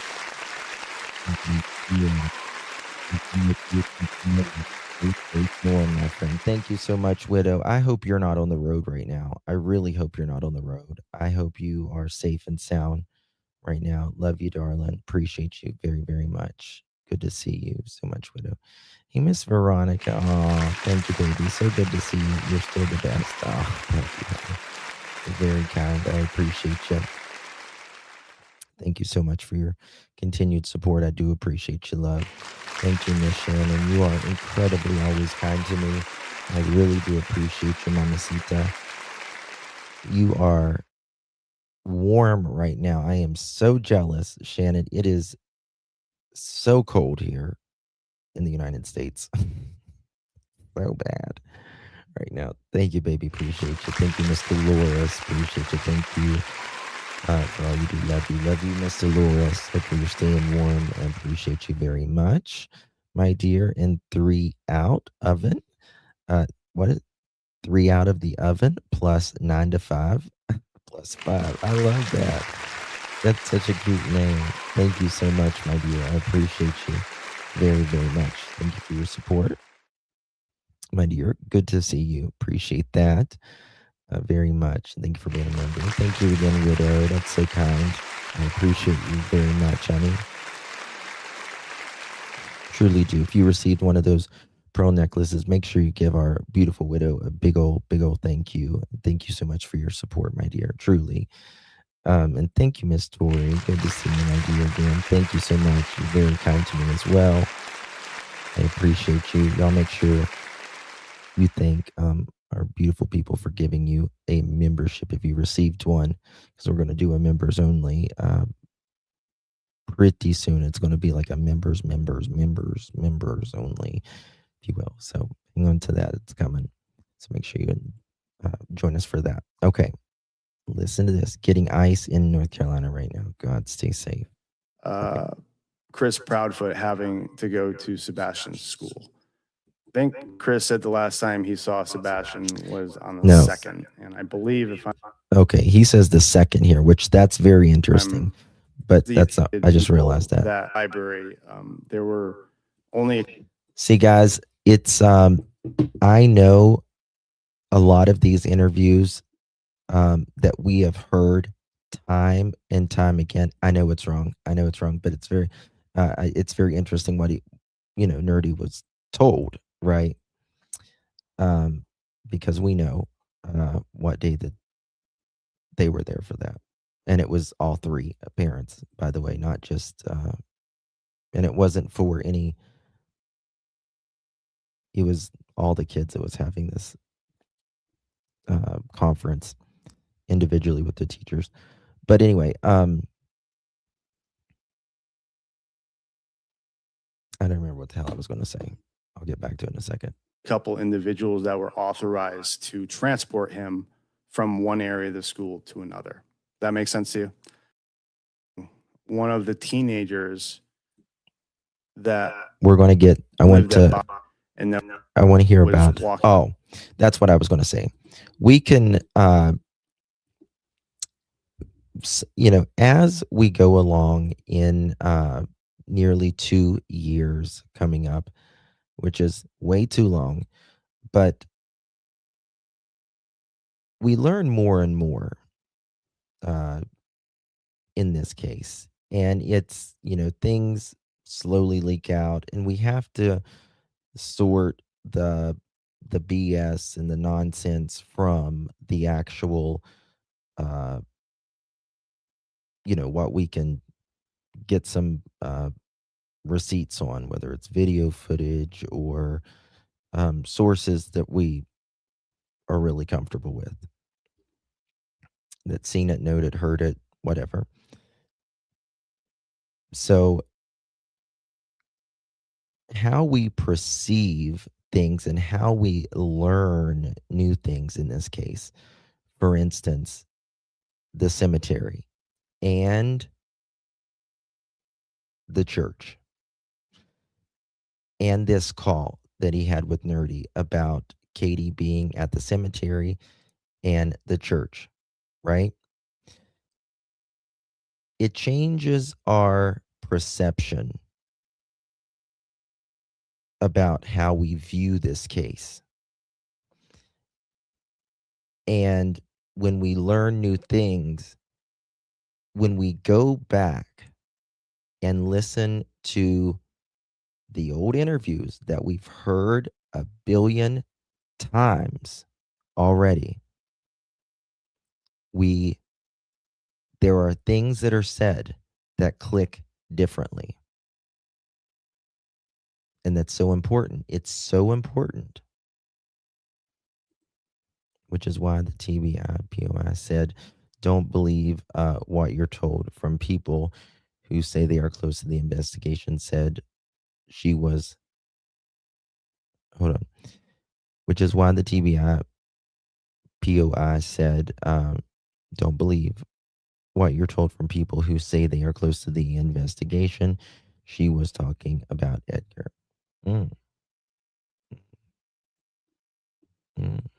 King Sebastian, Listen to this. it stood out as significant to Chris because she shouldn't have been. Right, that's his words. There were only designated I think that's fodder right there. By the way, what Nerdy was being told. I don't know if they're teaching, walk him, guide him, whatever you want to call it. And he noted that this girl, he said actually, when I saw Sebastian walking with her, Sebastian was giddy. He was laughing, talking to her. Obviously, when Sebastian saw Chris sitting down in the parent-teacher conference room, his whole demeanor changed. He knew that he was in trouble. They addressed the behavior issues. That was the last time Chris saw him. Fast forward to the night of the 25th, morning of the 26th, and Sebastian has vanished. Now, it's also noted, it's weird because people are saying this correctly. I was told that Sebastian just couldn't make friends, but then I'm also told by Chris that he was playing flashlight tag with the neighbors. I don't know if, Sebastian has never, not once, not even half of a time, ever played flashlight tag with anyone in that neighborhood. And no flashlight tag that anyone's ever even heard of him playing flashlight tag. He certainly never, and I mean ever, played flashlight tag with any child in that neighborhood. And everyone in that neighborhood will tell you that. Every single person. For a kid or a teenager, if playing with other teenagers makes flashlight tag, but it was noted that he hid under that car. So no, the two, not true. My thought, again, this is pure speculation. Sometimes, again, this is not nerdy. Shit, my phone was, or my camera was on. This is not Nerdy saying this. I want to make this very clear. This is what Nerdy was being told. And this isn't what, again, Nerdy was there with the stepfather in the same vehicle. Okay? And that matters even more. Do you understand what I mean? This isn't Nerdy just pulling something out of his ass, right? He was there, mondo to mondo, in the same vehicle, talking to the stepfather. Also had a communication with him via phone, right?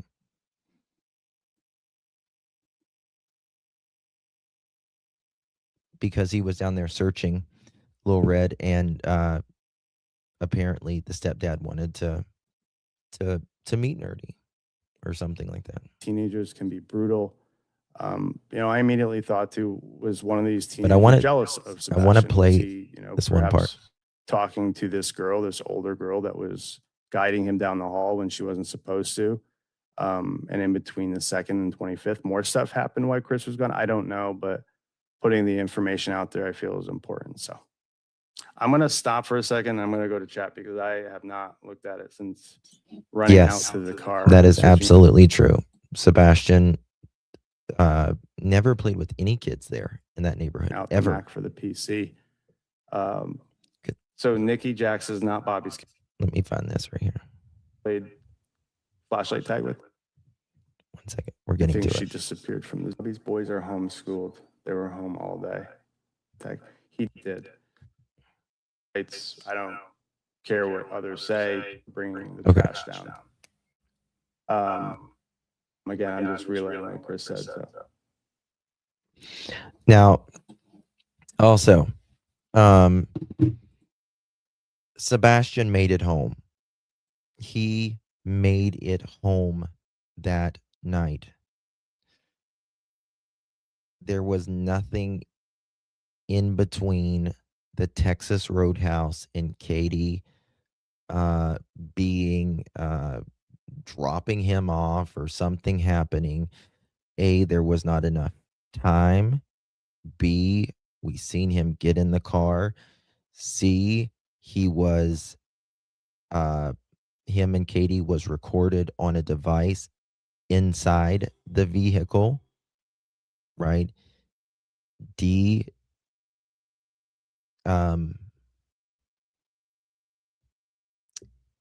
I believe it was him taking out the trash as well.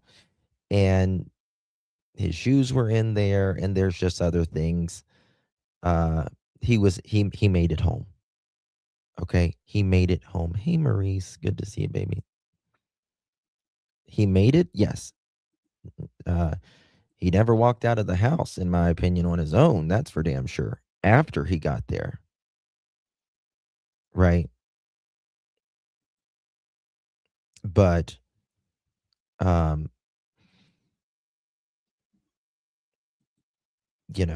there are some creators. It's like, I don't think he went. He made it home. Well, it's just easy to say that. It's easy to say a lot of shit, right? It's so easy for people to say, well, I don't think this happened. Well, I don't think that. Okay, well, you might think that, but what are we basing it off of? What are we basing it off of? And he made it home. I can tell you. There's other things that they know that he made it home. That's all I can say. He made it home. Fucking made it home. That's all I can say. Bobby said her kids played flashlight tag. Said her kids played flashlight tag. And Chris is saying that Sebastian played with them as well. He never played flashlight tag with the kids per the parents. So again, Lisa, that is not the information that I know he said that. was given to me. So I will wait for Brianna to pop back on. I'm going to continue reading chats. People seem to think that some of this information was out there 10 months ago. Great. I assume some of it was. I've heard a lot of talk or chatter about the dogs too. I think the most relevant information that we didn't know, maybe you guys did. I haven't seen it publicly out there, and if it was public, yep. The media would have. Pretty much, Lolo. Pretty much. This is the thing. Nobody wants to think. It would be much simpler to say, you know what, Sebastian was autistic. He might have got upset or something that night, and he walked out and he succumbed to the elements or in the water or something like that. Like that would be tragic, right? That would be tragic, but it would be explainable. Those things happen. But it didn't happen, in my opinion, in this case. Right? It didn't happen in this case. The last thing, the very last fucking thing that anybody wants to think about is there be something nefarious happening to a 15-year-old boy who didn't do anything to anybody. He just simply lived. He was a special child with special needs, and he just simply lived. And he was done extraordinarily wrong in a lot of elements, in my opinion. And I'm sure, as with all of our lives, if we look back on certain situations, I'm sure, they wish they could redo it or whatever like that.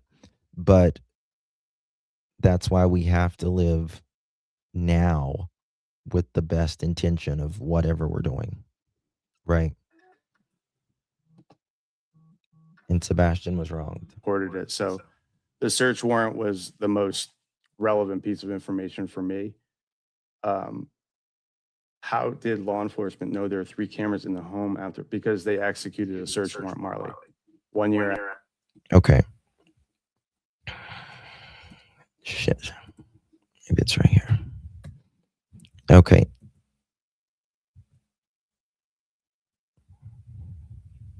I want to. Okay, where's the school? Let me find it because it's never going to happen if I don't.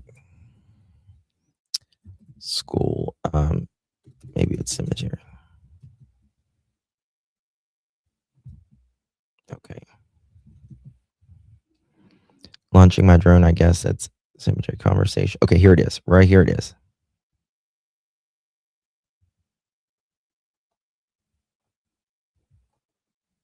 This is very important. I think I missed it already. Okay. Does that make sense? It does. Yeah, it does. Dirt. The shoes. That's why I said I think he had a pair of shoes. If my son gets out, I just. I think that made it interesting for me because it's in the same area that Chris, again, and we have to take everything with a grain of salt.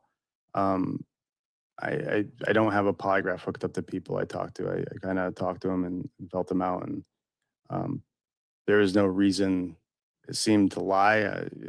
I think out of everyone involved in this, his alibi, Chris Proudfoot's alibi, would be the tightest. People I've seen chime in and said, wait, geofencing. I don't know that there's any factual information about that.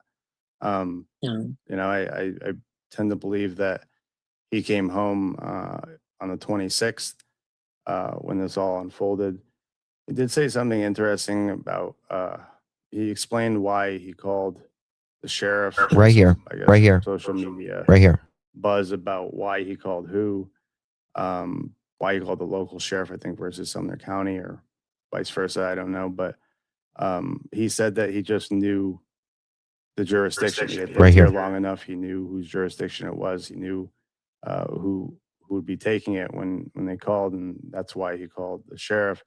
He did say Katie left the house to go look for Sebastian. So listen, in the drone footage where you see me launching my drone, I guess she went over to that church. There's a cemetery there. Then headed back. The conversation that he said he had was. You hear that? I guess she went over to that church. There's a cemetery there. I guess she went over to that church. There's a cemetery there. My drone. I guess she went over to that church. There's a cemetery there. Then headed back. The conversation that he said he had was, Katie called him freaking out. Sebastian wasn't there. Chris over the phone verbally said, well, he's under the bed. Is he here? Is he in the garage? Go check here. He wasn't none of the. Oh, I just thought of something, y'all. Oh, I got to dig into that tomorrow. Hold on. Let me see here. Oh, thank you for sending me this. One second.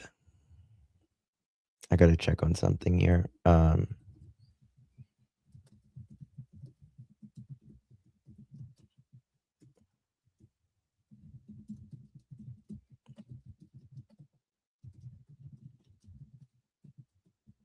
We'll have to go over this tomorrow. I got to dig on that one. Okay. The school's dumpsters are at the back of the cemetery. Uh-huh. Okay.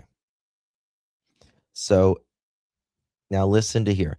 First of all, it's not, this is the thing, for when investigators are looking for things in any sort of investigation, they're looking for behavioral evidence, right? What sticks out, right? It is not normal. The behavioral evidence pointing toward it's not uncommon to call your husband or your wife when something bad or an emergency has happened. That's not unnormal. That's a normal thing, right? It is unnormal to have your spouse or whatever do a three-way call to a non-emergency number and then hang up when it clearly tells you to hang up and call 911, and then hang up and then call another non-emergency number. Okay, that is a normal. That sticks out. It is a normal to for her to zoom right out in the neighborhood and not look like you're looking anywhere and with your windows up. Exactly, Reptile. She flew out with the windows up and looking for Sebastian at the church, etc., in my opinion. Except, in my opinion, that was nothing more than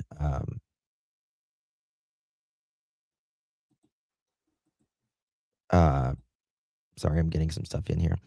Except that was nothing more than maybe for a reason for them, but it was purely theatrical.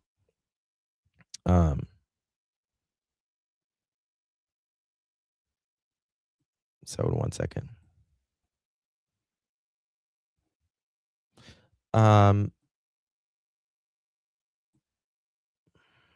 When was this? Okay.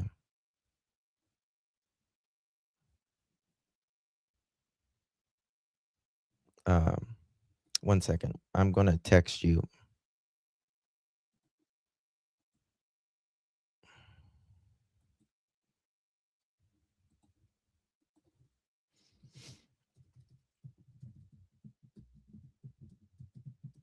Interesting. I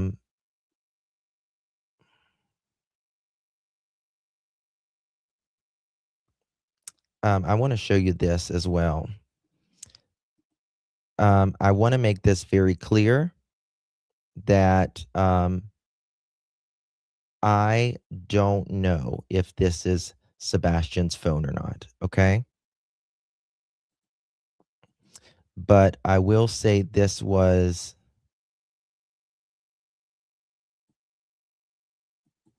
1 second, guys.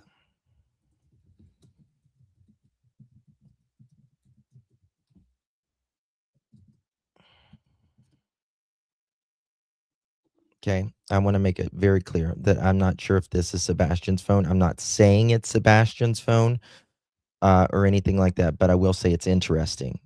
This person posted this. Okay.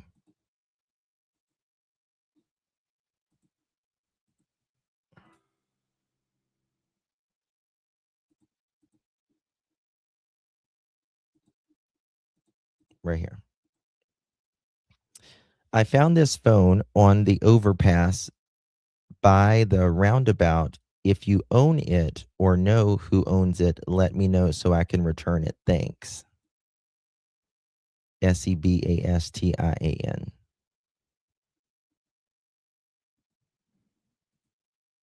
This was a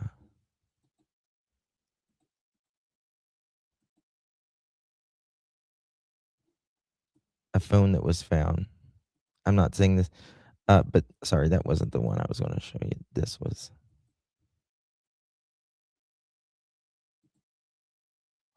Also, someone sent me this. This was not too long after Sebastian. Let me show you this right here. Was damn. Let me make it bigger so y'all can see this.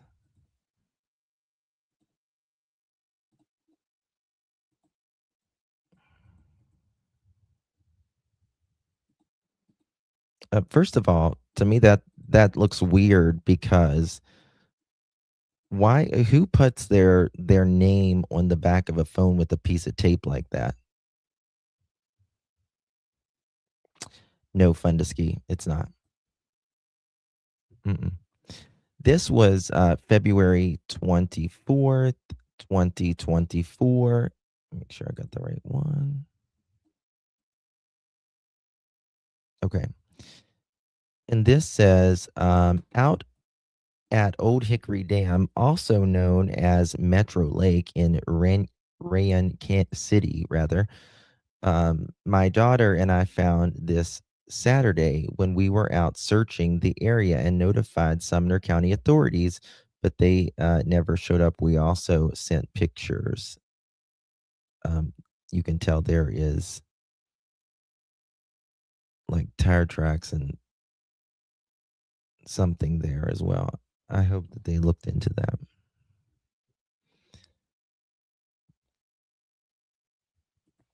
Can you compare the handwriting in the name tag in the game? Oh, that's interesting. Was on the counter that morning. Very good point. Very good point, Widow Bailey. But it was his phone was supposedly on the counter, but just because that was on the counter doesn't mean it wasn't. There wasn't perhaps a burner phone made to look like it was Sebastian's as well. I am not at all saying that happened, but you just got to look at it different ways. You know what I mean? Mm-hmm. Yeah, I agree 100%. I agree 100%. Okay. Let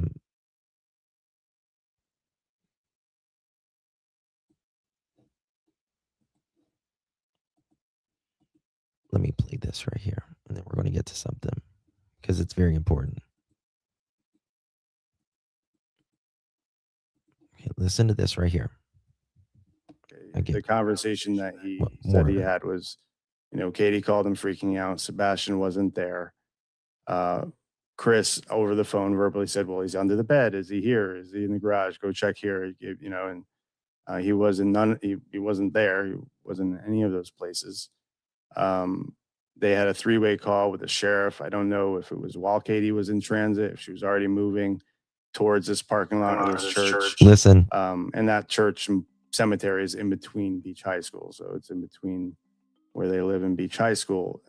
The interesting part is that he said that because the way that he chose the sheriff over the other police department is that he said by the time Katie did get home, the sheriff was already in the driveway. So that was sort of his. I told you I know the jurisdiction better than anyone, and that's why I called the sheriff. They respond faster. This is their jurisdiction. So his ego is as big as his mouth is. So there's that. Yeah, I saw that too. I saw that with the sort of, I said it yesterday when I said I'm disclosing this information. Like I said, I confirmed. I knew he was seeing my tweets because he's texted me on previous nights and clarified or given clarification. He knew that I was waiting. And then as soon as I said I was disclosing, he called my cell phone 60 seconds later. So he was already blocked by that time. But until he was about ready to disclose it, that's when he started speaking. He may have an ego. I don't know if it matters in this case. What matters is bringing Sebastian home. That's the only thing that matters. I don't know if any of this information helps. I think this is like, and I said this last night on Spaces, it's baffling. The reason so what you're seeing on the screen, this is aerial footage of behind the fire station where the command post was, to give folks an area of the wooded area. Obviously, it's pretty dense, but it seems like there's some sources of water down there with that fog there. Typically, water on the ground will do that, but without is it frozen again, guys? Woods, I don't know.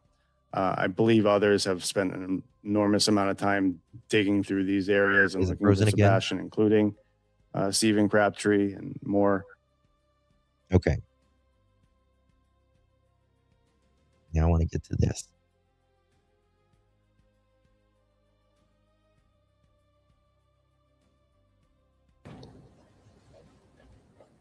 All right,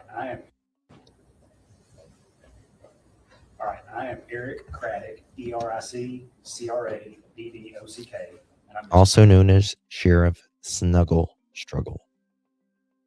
Chief Deputy at the Sumner County Sheriff's Office. I was joined today by Susan Nyland, SUSAN, NILAND, of the Tennessee Bureau of Investigation. She's the PIM. I also have with me Sumner County Emergency Management Director Ken Widener. Where are they at here? WEID. You see where they're at here? Where are they at here? You guys ready? All right. Good morning. I'm Eric Craddock with Sumner County Sheriff's Office, and we're going to come to you today with an update on the Sebastian Rogers. Yeah, to me, that person that sent me that picture of the phone, to me, it looks new. It's just weird how it came up recently, though, and it said Sebastian, and it was in the area. That's really weird to me. Case. Sebastian has been missing since late February. The investigation remains. You would think obviously if it was 2 years ago, I don't think that's Sebastian's phone, but it's just the irony of that recently was just online and it said Sebastian. Yes, this is water at Old Hickory. It sure is. It sure is. It's ongoing with steadfast support from the Sumner County Sheriff's Office, the Tennessee Bureau of Investigations, and many other local and federal resources. We are exploring every lead that comes in at every in Sumner County. As I said before, the investigation remains ongoing. The entire community is deeply saddened by what has occurred. We're all extremely concerned for Sebastian's welfare. I want to encourage the community to stay vigilant, to report anything that they think may be of some significance to the investigation, no matter how minute it may appear to be to you. Please call 1-800-TBI-FIND with any tips, or the Sumner County Emergency Communications Center at 615-451-3838. We understand the anxiety and the concern that this case has caused in the community. We too share the anxiety and concern for Sebastian. I want to reiterate that we are doing everything we can to find Sebastian and bring him home. Despite the passage of time. Yeah, I don't know if he's seen that. I haven't talked to Seth in ages, to be honest with you. I don't know, but I don't think that's I don't think it's related. I really don't. Are they pulling a boat? Because I think that they people has reached out to him and told him to contact Sumner. Do an update every 6 months. They should. Mhm. Center at 615-451-3838. We understand the anxiety and the concern that this case has caused in the community. We too share the anxiety and concern for Sebastian. I want to reiterate that we are doing everything we can to find Sebastian and bring him home. Despite the passage of time, the commitment to finding Sebastian remains unwavering. I said this when we scaled the search back. Our commitment to finding Sebastian remains. We will continue to investigate every possible lead that comes in. Sound like Mama's Sumner County family. Sheriff's Office wants to express our gratitude Remains. to the community and the many individuals who have helped in the search, the many individuals who have called in tips, the many individuals who have printed flyers and kept Sebastian's face in the news. Nothing would make me happier than to wake up tomorrow morning with a tip that cracks this case wide open and we find Sebastian and bring him home. At this time, I'll turn it over to Susan Allen from the TBI. Hi, good morning. Thanks for being here. I'm not a big fan of We know how Susan. invested everybody is in the search for. I'm not a big fan of Susan, to be honest with you. Susan can, yeah. Okay, let's get on to the next thing. How long have I been live? Because I guess I got a lot of shit. Okay, now let's go to something right here. Okay, and again, I believe the one Olivia did is very important, especially the behavioral evidence, and I believe one day it's going to be critical about the little simple cough that Edgar Steen did and how KK got very anxious here. You know, to censor myself. Holy freaking crap, this can't be happening. Where is my kid? Choice words were used. This is not normal behavior of a mother. It's just not normal behavior. Saying choice words, holy freaking crap. You don't give a damn when your kid's missing. Choice words were used. Holy freaking crap. Like, you know, where the F is. Like, I got to show you an example. Where the F is he? I looked through the house for him. It was typical for him to get up and come and rummage for snacks and things like that. And he likes to dip behind the, walls. Hold on. We're going to go to something else in a second. And then he comes out after I come back and he likes to scare me. But after I looked, and I mean, mind you, all of this took place in like 1 minute flat. But all over, I ran through the whole house. I looked out all the doors and windows, and I was like hollering his name. And I picked up the phone and I called my husband, and I said, I can't find him. And he said, what do you mean? I said, he's not in this effing house. I can't find our son. And I jumped in my car and I drove around the neighborhood, and I drove over by the school, and I didn't see him in his room. And he's already at this point, I was like hysterical, and I was crying, I was screaming. What? And he was like, now remember, again, he can't be Sebastian. Sebastian's missing. And this is whenever now we know that KK was over at the cemetery and the church, which I believe, in my opinion, I agree with Mob Crew on this, around the 3-something hour, whenever it is on camera, and the individual controlled test that Silver on the Scene did. Three-wayed. He three-wayed. Three-wayed. You don't need to search for your next words. You lived it. You just got to remember it. Watch the eyes up here. Watch hers. Was telling them like our son is missing and we don't know what's going on. And he was like, go back to the house. They're on their way. And I ran back. You're on the phone. Drove Why? back to the house. And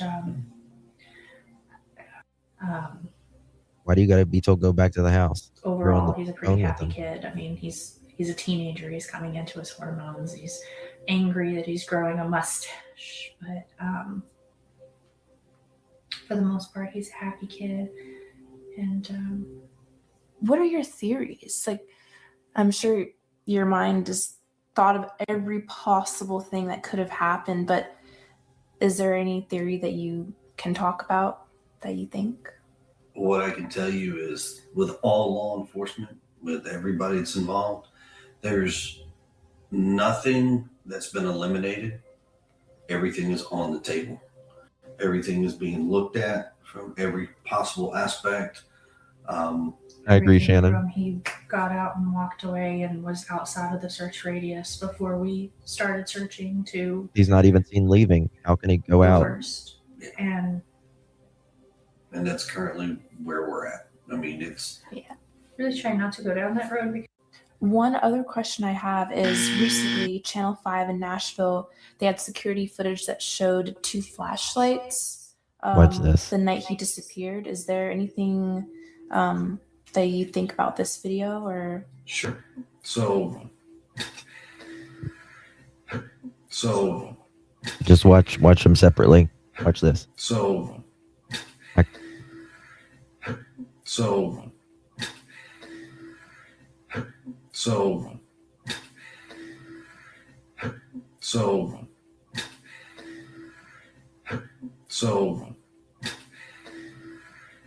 there's a lot of speculations about that video that are floating on the internet. Okay. And that is exactly what it is. It's speculations. Now, what I can give you an official statement on is TBI Newslink has released a statement from law. You hear the pop right there. I believe someone's cracking their knuckles. That's just my opinion. It could be someone off camera, could be KK. But it is the weirdest statement because there's no answer, but you're trying to look official, right? Right, Trishy? You're trying to sound official and look official here. So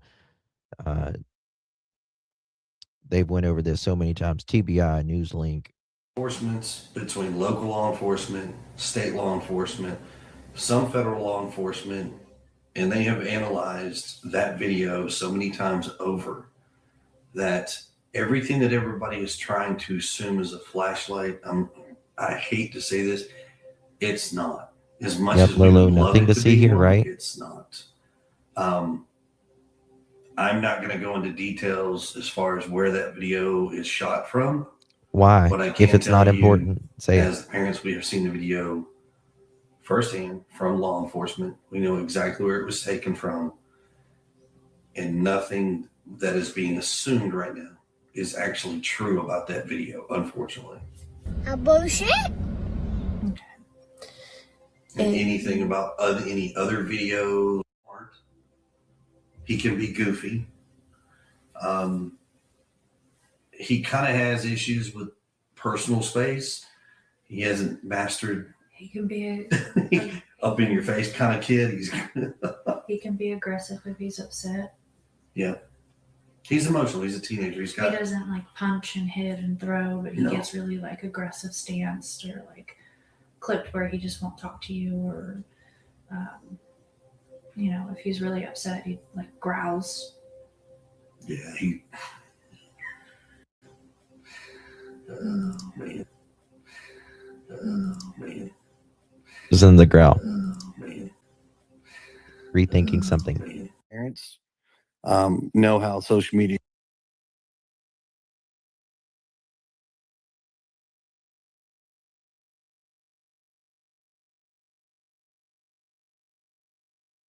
say is there's only 2 doors in the house that he could have gone out where he could have locked on his own or from the outside.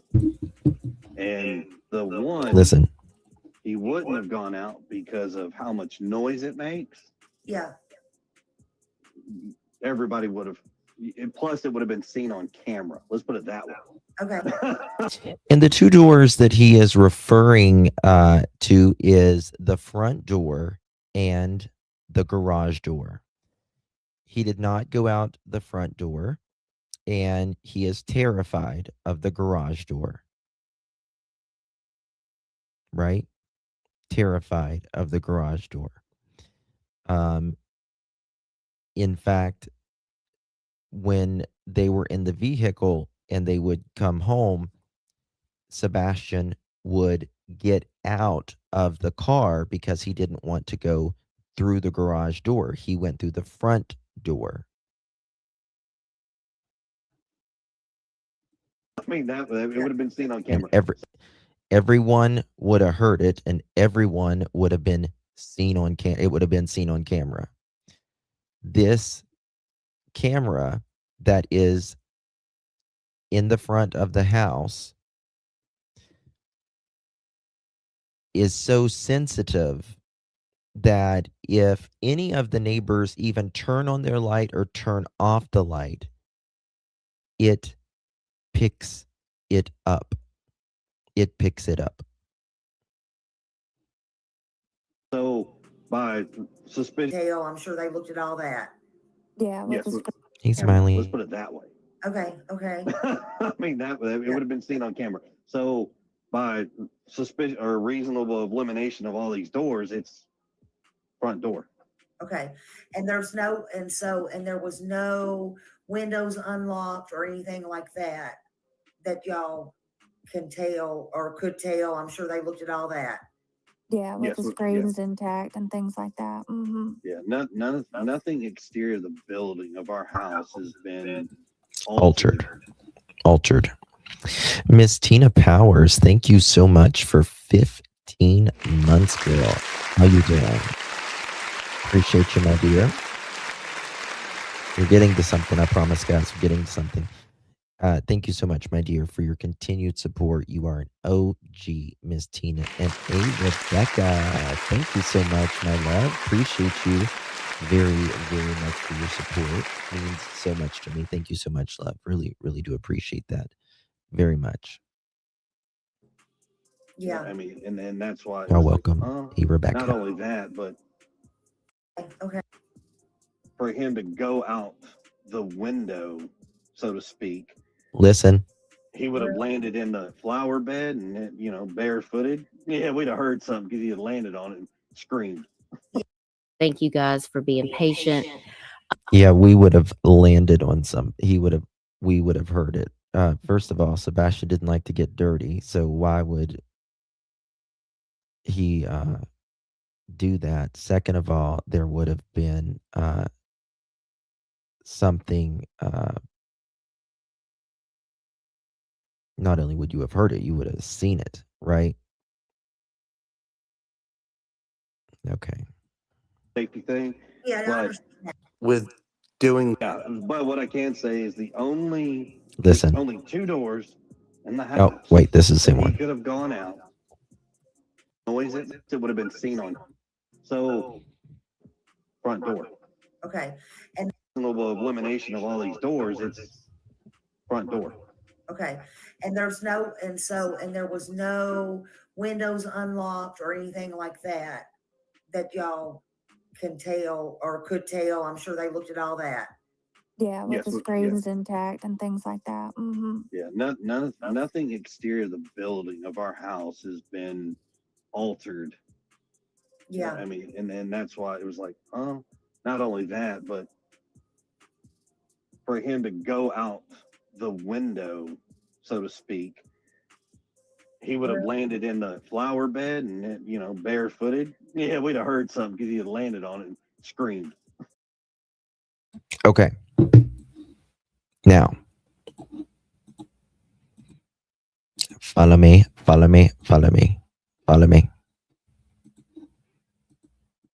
Here we go. Yes, we, Sherry. We. Oh, thank you, Lana. Thank you, baby. Appreciate you. Appreciate that. Thank you, honey. Really do appreciate that. Is it snowing where you guys are at? Is it coming down? He didn't leave his home. Hell no. He didn't leave it on his own. That's for sure. That's for sure. Oh shit! What did I do? There we go. EC is eating his words. Cat lady. Yeah. You did you change your name? Did you change your name? Um. Hey Jamie, good to see you, babe. These individuals, I think, like in Sebastian's case, Summer's case, Jack and Lily's case, they say things, in my opinion, that they think is going to perhaps help them in the how it appears, but then I think they end up kicking themselves later about what they actually said. Brent, then He doesn't have to have a digital footprint. It could have been Sure.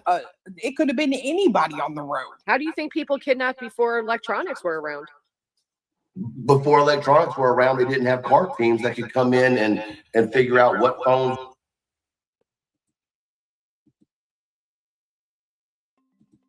Second. Well, damn, where'd it go?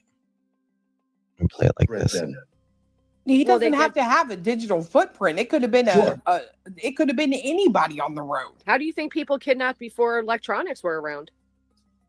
Before electronics were around, they didn't have car Oh, teams good, that could come Jamie. in and figure out what phones were used, what Wi-Fi's were in the area. Right. Now, they didn't. mind you, it was said that there were only two exterior Listen, internet Wi-Fi. sources that came in and out of the area that night.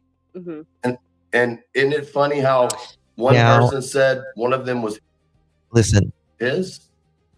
Now, what's interesting to me is there was two external sources that came in and out that night, and one of them, according to this guy, what's his name? Truth? Is it Truth? Something I can't remember his channel. Truth, elevated truth. There we go. Now that makes me wonder: is the other device this burner phone that I don't know came to the area of where Sebastian's home was, and I don't know, dropped perhaps in a dam?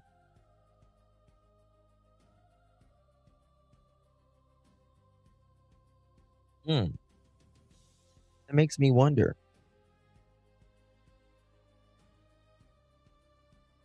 That makes me wonder.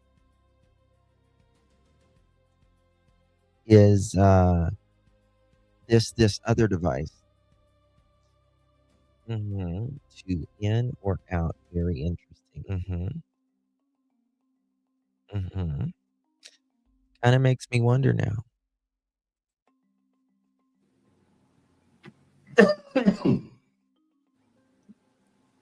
Yeah, that would be a little weird, for sure. Oh, it got quiet real quick on that one. I answered you. I don't think I understand what you're. I don't I'm sorry. understand it I either. don't understand Sorry. what you're saying. That's why I'm quiet. I'm sorry. I don't get it. Hey, cacti. He's It saying was supposedly on the night that Sebastian disappeared, they go through and they check. A cacti collector. If you're really a cacti collector, you need to message me. We can swap some cacti. I've got a lot of cacti. All the Wi-Fi in the area, and there was only two Wi-Fis that came in that area and left that area. Like two open networks, two traveling Wi-Fis came in. Came in. Yes. Came in and came out. And one, he admits that it's being him. Now, I want to be clear on what the stepfather says. He says, and he'll tell you here in a second, that Wi-Fi was him after he got home on Monday afternoon. Now, I disagree with that, but I want to tell you what he says. I don't believe they give a wooden nickel about after Sebastian went missing, especially 7 hours. And left. Okay. And apparently Chris claims one was his truck. That Boom. night? That Well, night? they did the search for that night. So. Why would Chris's truck be there? Well, I that's a mean, good question. This is the first time hearing of this, so that's why I'm like, what? Me too. Yeah, I'm sorry. I can't really comment on it because I don't know anything about it. Well, It could have been the 25th through the 26th. I don't know. I mean, 25th through 26th still means that allegedly he wasn't in town. I mean, the 26th he would have been. Right. Oh, right. The 26th he would have been. But if I'm not mistaken, I think the comment went something like, those dumb assholes didn't even know that it was my truck. Now, one thing I disagree on is the TBI and the FBI and them. They are not dumb, and they are not assholes unless they need to be. And it's just forgetting the truth. They may play dumb. But that doesn't mean they are dumb. They're wanting to see what you say. You get it? Lazy Wolf, you can't ask me what time because I don't know. That's really I don't know what time. that's really weird because so you're saying it's like a hot spot that came in and out. Yes. And that's really weird because you have to turn those on. No, you don't. They're not just on. That's You have to turn absolutely them not on. true. I don't think she's understanding it because she's kind of confused up here. Your Wi-Fi, I have one in my vehicle. I don't turn it on or off. It's always on. You just connect to it if you have the password. If you don't have the password, you don't connect to it. Right. They're not just on willy-nilly. I'm just telling you what was said. Right? Like, Yeah, I can't stand by it. I just It's know really that hard for me. It's really hard for me. I'm in tech. That's my job. Mhm. And it's really hard for me to believe that. And not that you're not telling the truth. I just don't know the source of that. It's hard for me to The sources. Okay, so Edgar. it's hard for me to believe that. Then it's hard for me to believe Chris. Yeah, not you, truth. Right. Because it doesn't make any sense. Well, I don't disagree with you, but it would make you ask the question, why would Chris say that? Yeah, it would. It absolutely would. Yes, you're right. Absolutely. It was said privately, y'all. And it was said to more than one person on this panel. All right, guys. So I'm going to bring Chris up. So here we go. All right. What's up? Can you hear me? Yeah. We can hear you. Hey, Chris, what's up, man? What's going on? I want to know what's this talk that somebody on this panel is saying that I told you that my truck was in that. Now, this is where, in my opinion, he's going to try to control this conversation. Neighborhood the night Sebastian went missing or the night before. That's not what was said. Nobody said that. What was said was you said that your truck's Wi-Fi was in the cart when the cart team did their thing on the 25th or the 26th. And I also restated that it could have very well been when you came home after Sebastian went missing. So that would have had to been the 26th when I got to my house. That's around what 1:00 in the that's afternoon. what we said. That's what we said.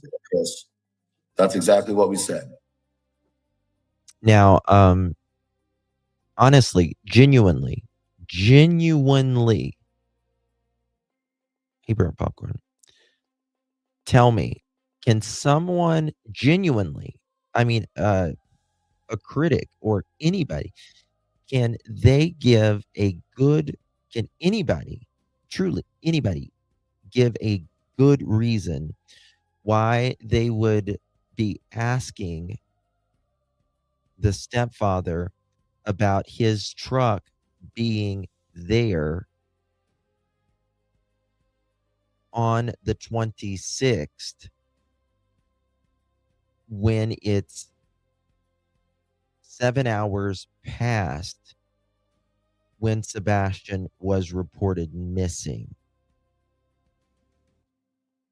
Why would I ask you, hey, we just did a sweep on this area and there's only 2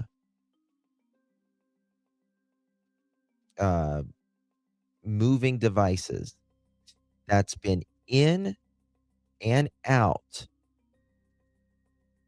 of this area since Sebastian, right, during the hours of when Sebastian could have went, and that's the key part, could have went missing. Because we know he was gone by what, 6 or 6:30.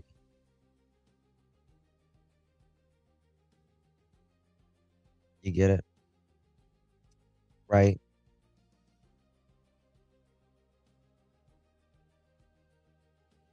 What did Gina say? Now, if I'm a law enforcement and I'm looking at the data, right? And one of the parents, all the parents are in front of me. Why am I going to ask you? There's 2 devices. Why is your device showing up right here in front of me? Why you're right here in front of me. So why is your device showing up in front of me right now? That makes no sense. Right? And plus, not only that, it's going to tell you the specific time that device was in the area. It's going to say the 25th at, for instance, 11:33 p.m. or the 26th at 3:42 a.m. See how that works?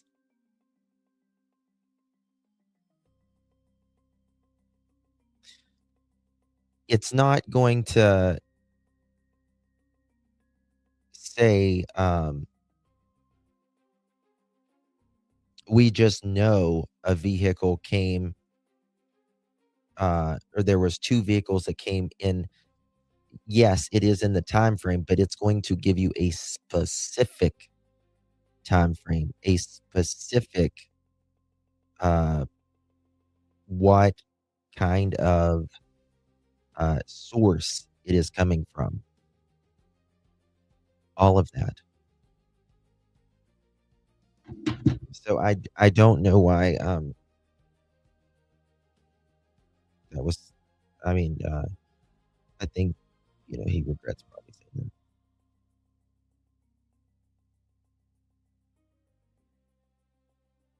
Was it connected, the 3-way call, to Sunday, as well as the morning of February 26th? Well, that's a good question, right? What will be interesting, in my opinion, is remember there was 2 devices that went in and out during this time. And he says one of them was his, but he says, again, I want to make clear what he says. It was after he got home on the 26th.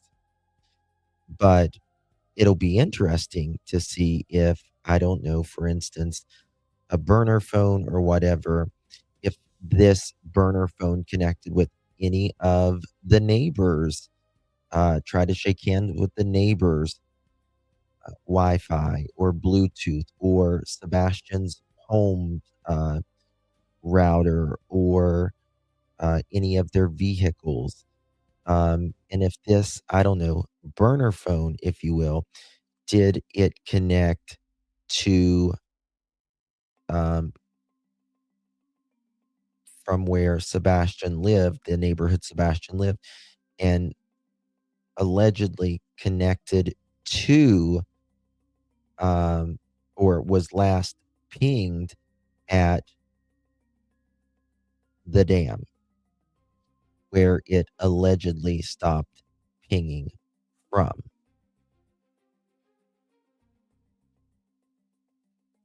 Got me.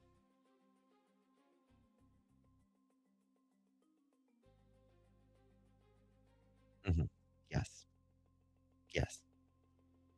That's absolutely right, T-Bone. Geofencing requires a warrant, and it can only be a specific to a. It's a very small time frame that crime or kidnapping possibly happened. Yes, it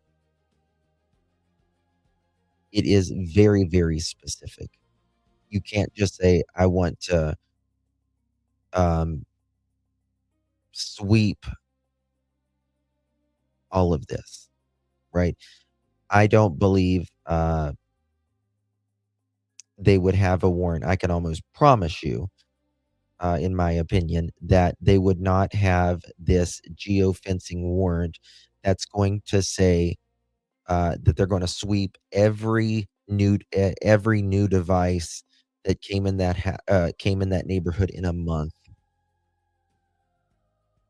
No, these warrants have to be very specific on time frame, why they why the information they have to get that warrant. I mean, it's very narrow. It's not this broad thing, like, because we have constitutional rights, right, to our privacy. And you don't want, to be looking through all the neighbors' stuff because you're essentially looking at all your neighbors' stuff, and they have the right to their privacy. Right. So, you got to have a good reason.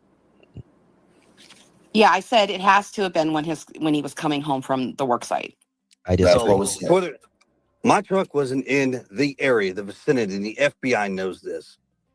So don't speak of my truck being in that vicinity, that area, until the.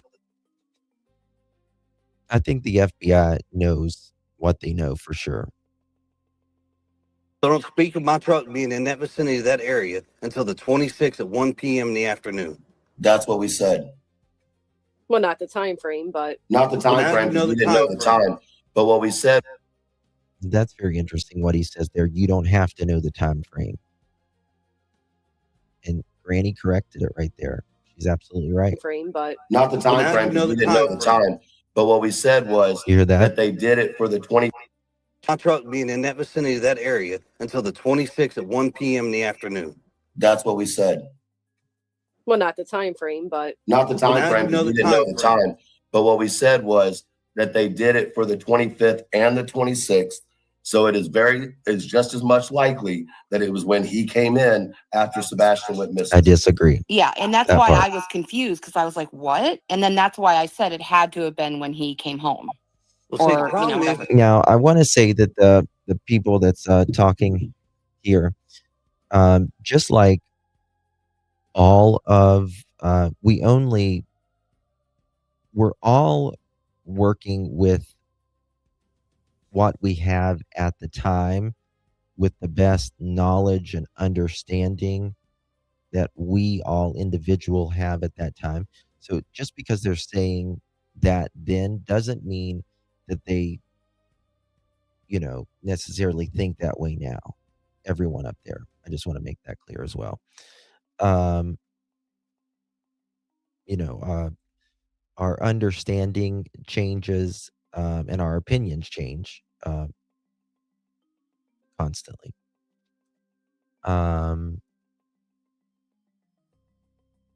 Whether that's, truth, granny, they all uh, might think something completely different now. Because you get a bunch of people out here, you say one thing, you mean one thing, and this, that, and another, and then it runs wild like a fucking brush fire that goes crazy. It's true. And here we are. We're 10 months into this. We got no leads. We got nothing. I disagree But yet with we got that. another team over here that's out here just throwing shade left and right and a bunch of crap. Nobody seems to fucking care. Which I thought was really cool. Yeah, and that was good too. Body Movement said, Chris, did they take your internet router or Listen. look at the logs for foreign devices? Listen. Yes, ma'am, they did. Sure did. They brought in that little Listen. sniffer machine thingy, hooked up and looked at everything within the past 30 days of every signal in that area. Because that's how they were like, well, there's two signals that are unsecured. And I'm like, no, they're not. They were like, well, this one here says it is. Okay. I don't believe that they looked at every signal in that area within 30 days. I don't think that they looked at every signal in the past 30 days. That's way too broad. However, I believe that they probably looked at every signal on their home device within that 30 days to see who was in that home in the 30 days, how long they were there within that 30 days, all of that.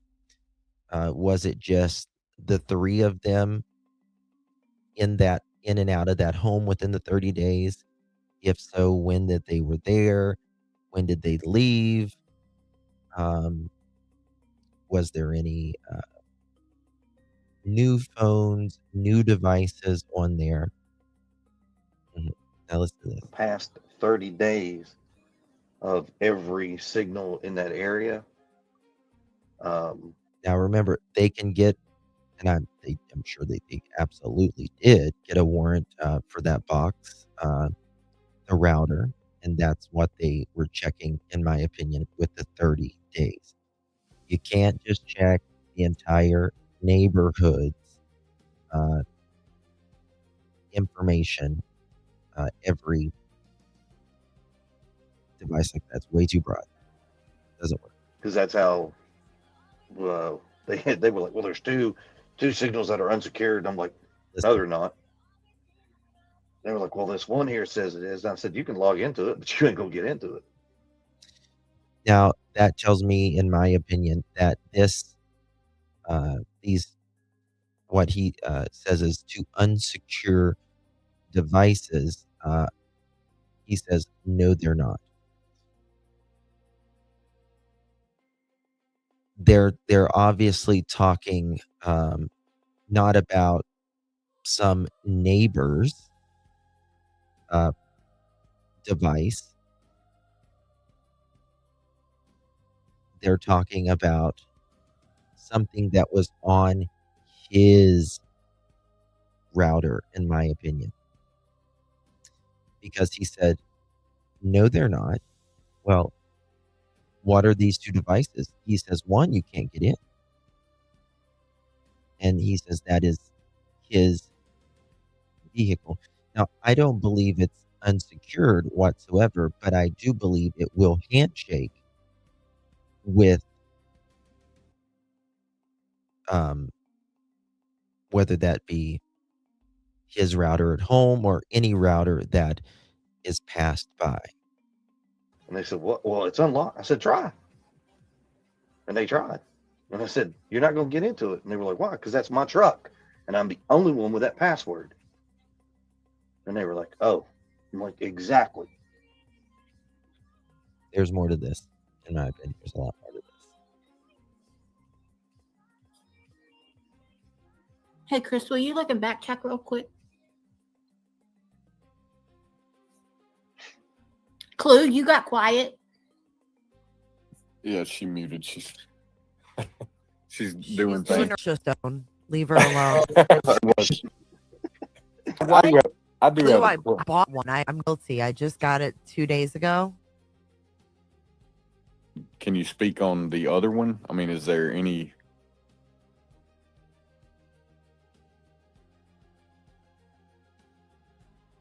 I didn't use castor oil. Doesn't that clog your pores? I mean, I don't have more zits, but I know my lines are growing. I do have a question, Chris. You said there were 2 unsecured signal or whatever, however you put that. Unsecured signals. And I know you said one of them was your truck. Can you speak on the other one? I mean, is there any interest in it? So from what I understood, it was somebody else who had a device in the area that was normally not in the area. So it is either somebody who like may have had a phone or a hotspot that was visiting or something, because they went back 30 days. 30 days from the signals. Well, he was in the other clip that we listened to. He said there is 2 unsecured devices, and he says, "No, they're not. No, they're not." And then he says, "One of them is mine." And That it was somebody else who had a device in the area that was normally not in the area. So it is either somebody who like may have had a phone or a hotspot that was. well, then why would they bring up 2 devices to him? Why would they bring up 2 devices to him? They're not bringing up any devices to Seth. They're not bringing up any devices to Seth or anyone else. And this device was never in the area before, right? Before or since. Before or since. Okay? And from what I understand, allegedly, remember, if you've been here this entire 3 hours and 2 minutes, we were talking about this burner phone that went from allegedly around Sebastian's house all the way to the dam and then ceased, quit.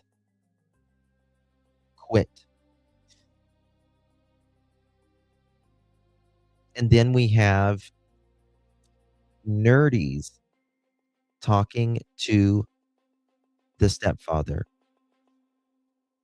And he says, I'm not sure if or there's nothing to indicate Sebastian had a burner phone, but there was this call. There was this call on Sebastian's phone from one of the 3 parents.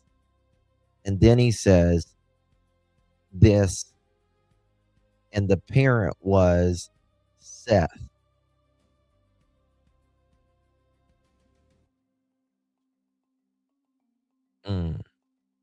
Yeah, got it.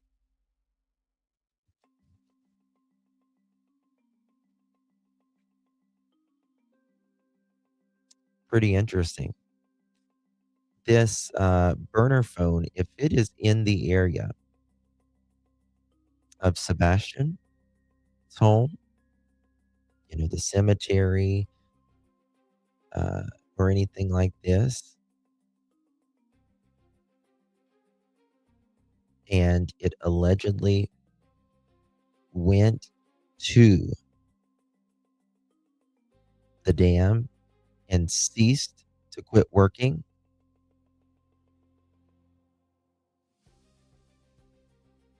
There's a big problem.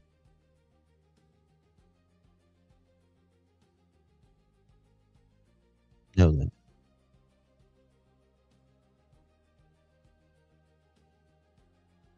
Edgar says one of those devices was mine, but it was after I got home that day. Okay. Visiting or something, because they went back 30 days. Mm-mm.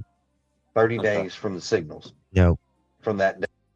You're telling me that in a 30-day period, which in my opinion, I'll say it, there's no way in hell they could get a warrant for 30 days searching that entire neighborhood's data. That is way too fucking broad because no, it's just not going to happen in my opinion. But regardless, just two devices in that area in the last 30 days. And one of them was Edgar, he said, and that was after he got home. So there's just one more. Now here he's making it sound like there was just two in the entire 30 days. Think of that neighborhood. Delivery people, mail people, people, whatever, how many people goes in and out of a neighborhood. In 30 days, only one device supposedly went in that neighborhood that's never been in that neighborhood before and has never been back. Well, first of all, they're going to be able to track which phone this device is, where it's at now. And that's why I was talking to you guys a moment ago about behavioral patterns. That is so important, behavioral patterns, because again, if a cell phone just started working right around the time either a crime took place or someone went missing or whatever, that's suspicious. But if it stopped right after someone went missing and is never seen again, they're going to be very interested in that. And if it stopped at the dam, which they were really searching around and again was never seen again, that's bad. That's really bad. So he was originally saying they searched at the 25th and the 26th and within that time period. And then he says within a 30-day period, only 2 lines. Brandy, I was the one who put that information out because I had I showed you guys that information. I can't say a lot, but Day from the 26th, they went back 30 days and looked. And then anything that was not in the area that was normal is what they were looking for. And out of everything they saw, it was 2 devices. My truck being one because it hadn't been there until a certain date. And then it reappeared on the 26th. Yeah. And then the other signal. yes, specific devices, they could specific devices, yes. But the way he's making it sound like they can do a sweep, right? But it has to be very specific point in time when Sebastian see, this is the thing. If they believe Sebastian walked out on his own, I mean, just think of this for a second, folks. If they believe Sebastian walked out on his own and slipped on a rock, are they going to be doing these broad sweeps? Because Sebastian's phone's in the house. right? Sebastian's phone is in the house. That means he got out and he got in the water or whatever. No. Right? If they actually thought something, they're doing these sweeps for something, right? At the least, I think everyone can agree on that. They're looking for someone doing something. I think even the parents could agree on that, right? Because if a 15-year-old gets out without shoes and no money, no electronics, no nothing, they're not really, no. I don't even know. I didn't give a shit about it just because they had said, well, it's not been here. So Oh, so it was another device from earlier, not like in that time frame. It was from earlier, where further back in the. it said, well, it's not been here. So Oh, so it was another device from earlier, not like in that time frame. It was from earlier, where further back in the previous 30 days. Is that what you're saying? yes, Okay. yes, Gotcha. and it hadn't appeared back in the area. Gotcha.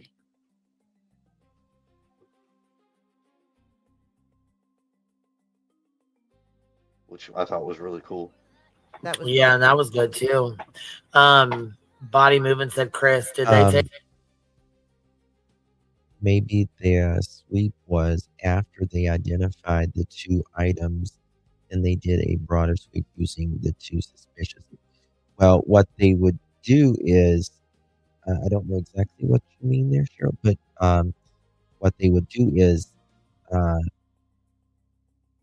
the general sweep of a specific times, and those two devices, along with the home router box, well, they would already have a warrant on the router box. They would, how can I explain it? They would look further into that device that was allegedly in Sebastian's neighborhood and went allegedly 7 or 8 miles to the dam and ceased to allegedly work again or be seen again. They would look more into that, whose phone, where it originated from, minutes, anything like that. And then they would look more into, of course, the truck. If, but again, I want to make clear what the stepdad says. He says that the truck is from after he got home. Take your internet router or look at the logs for foreign devices. Yes, ma'am, they did. We already seen that. Okay. Let me find it here. So that's. Can you speak on the? So that was a really good question. Look at that before electronics were around. Before electronics were around, they didn't have car teams that could come in and figure out what phones were. Okay. Now,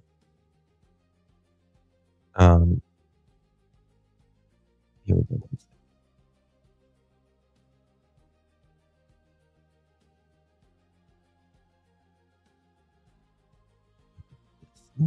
So you gotta put all of these together. What he said to Nerdy about the them Katie being at the middle part of where the church is, and the cemetery. You got to put up what he said here, what we know about the dam and the cell phone and all that. It's coming together, if you ask me. We're on a constant roller coaster ride of helpless and hopeless and many other emotions all in one, and it's a never-ending roller coaster. It doesn't stop. It won't stop until he walks through the door. I wouldn't wish this on anyone.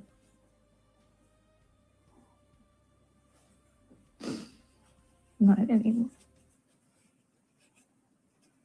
I know we're. I wouldn't wish this on anyone.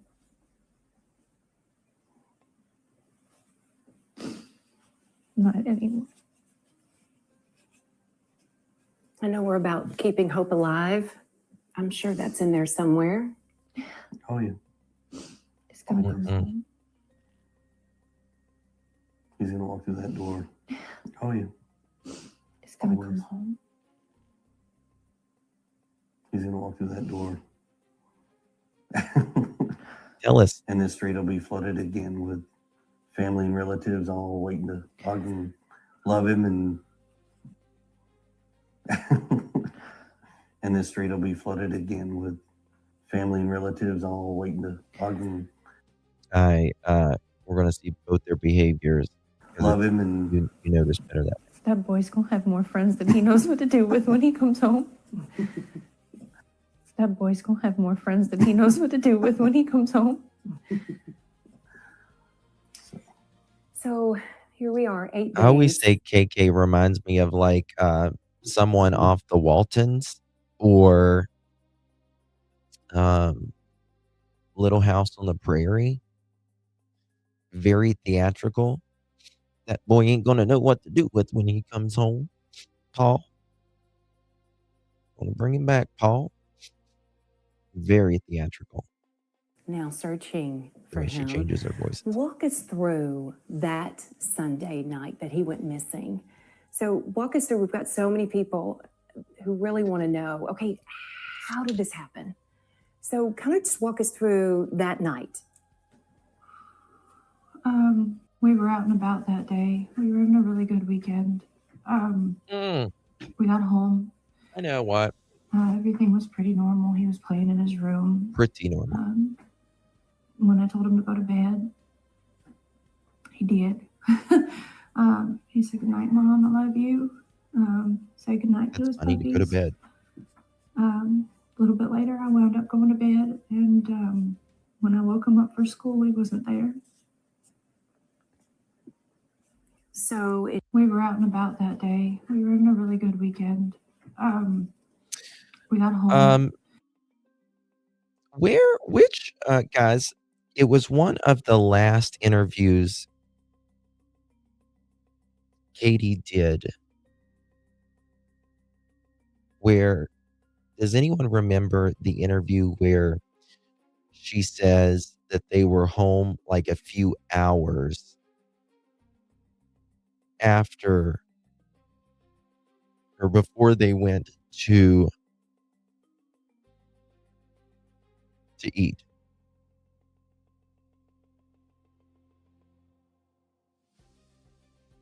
Does anyone remember that?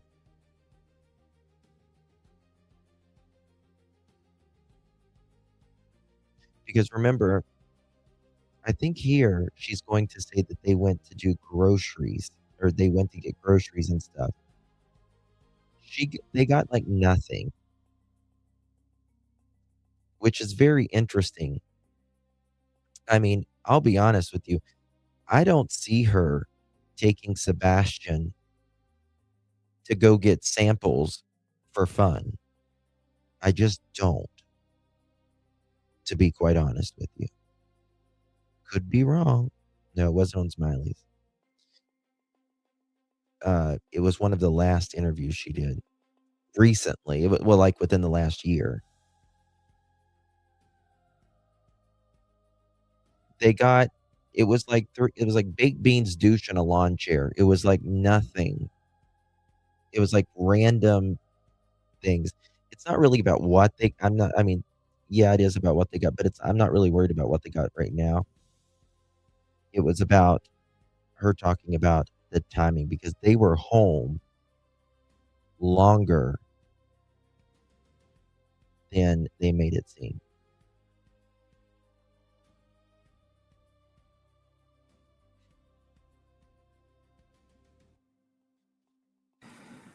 Everything was pretty normal. He was playing in his room.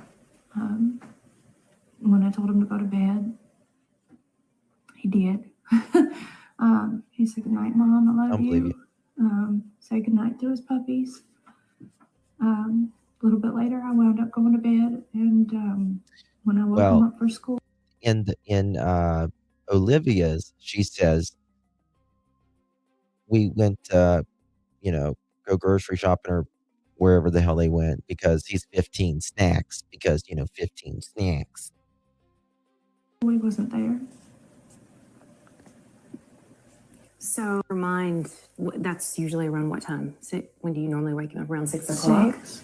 So were you instantly thinking something's wrong? Or were you like, he may just be already in the shower, in the living room?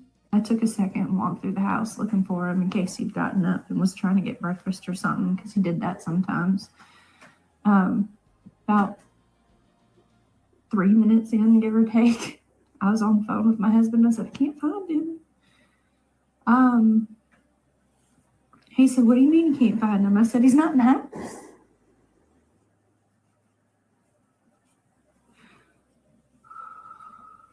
And so at that point, is that when you call 911 or what's going through your mind? I took a second and walked through the house looking for him in case he'd gotten up and was trying to get breakfast or something, because he did that sometimes.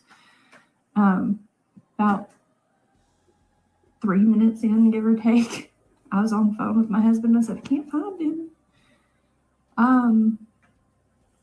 He said, "What do you mean you can't find him?" I said, "He's not in the house."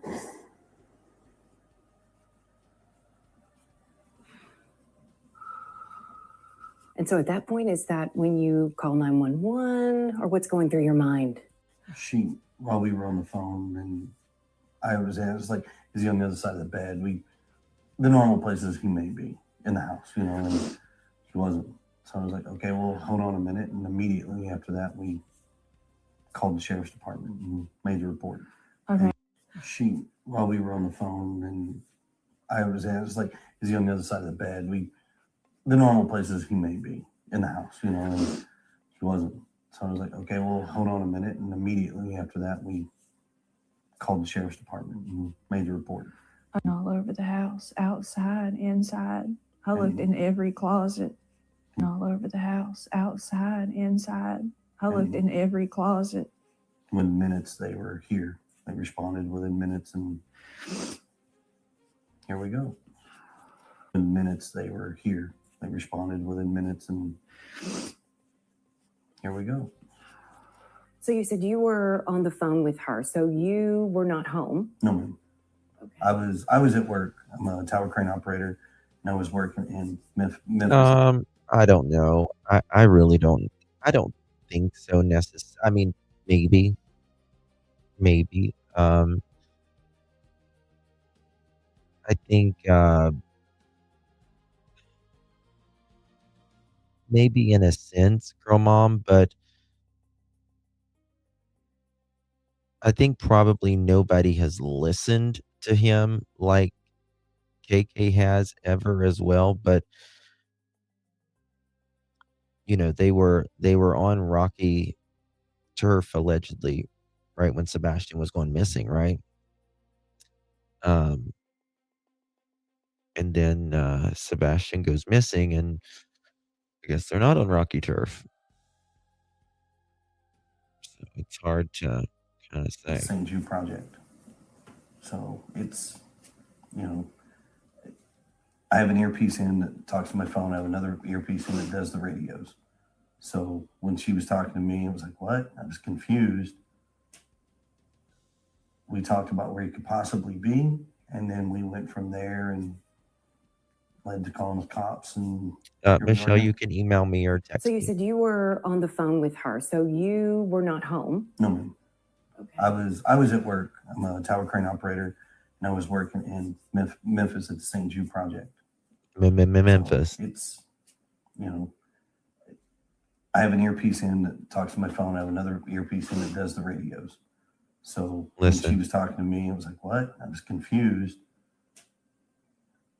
We talked about where he could possibly be, and then we went from there and led to calling the cops, and here we are now. Within minutes, they're That's the there way at the people home. talk. Yes, ma'am. It was Within minutes, they're there at the home. Yes, ma'am. It was rapid fire. They had cars. They Rapid fire. They had cars. They They had lined cars from here down to the main road, as far as I could tell. They had cars from here down to the main road. as far as I could tell. They had cars from here down to the main road. as far as I could tell. So what's going through both of your minds? I mean, are we panicking? Is it this, oh, I think he's probably at a neighbor's house, or what are you thinking? My son doesn't run. He's not a runner. That is correct. Yep. He's never run away before. That is absolutely correct. When Edgar and KK were shown the lights video, the DA was in the room with them. That is, yes. I feel like really missing when you're explaining the beginning pieces. Most people, spouses would reach for the other's hand and hug them.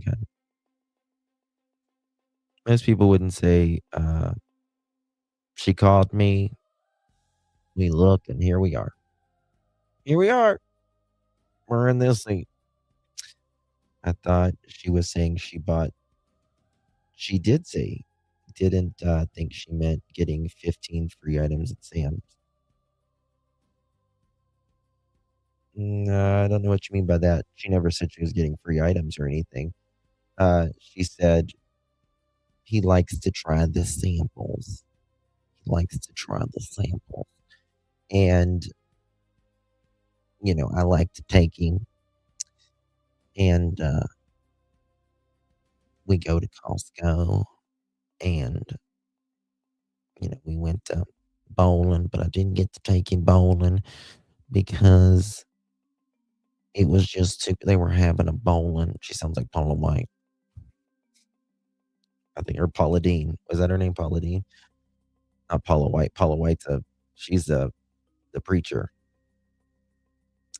We like to take him and, get the samples at the Sam's Club. And so I took him there to the Sam's Club and I took a picture. He was getting snacks because, he's 15 snacks. We went to bowling alley. We did. There were leagues there. So I told him we would take him again. And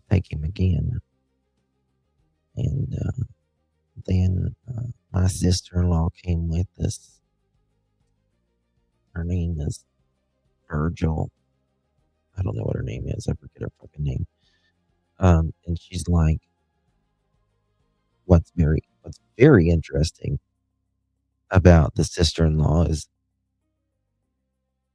24 hours later, almost to the dot, at like 5:30 in the morning. Y'all, please watch out for my nephew. He's missing, and I'm afraid that he might have gotten in a car, fell asleep. Someone, drove to work, and they went into their work, and then he woke up, and then he got out, and then he disappeared. And then, things like that can happen.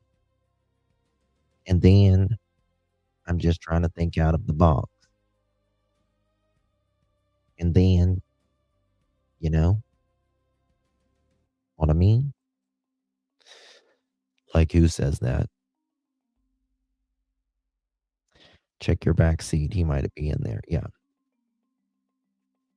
There was so many like and thens that's just, I mean, can someone be in your back seat and you not know? Yes, sure can. But generally you have to have someone getting out of the house and roaming around in a neighborhood to find a car. And not only that, someone has to get in the car and they have to not notice someone's in their car, right? And then on top of that, if they don't notice someone's in their car, they have to, the person in the car has to not wake up while they're driving, right? Which Sebastian was not a deep sleeper. He didn't sleep for long periods of a time, right?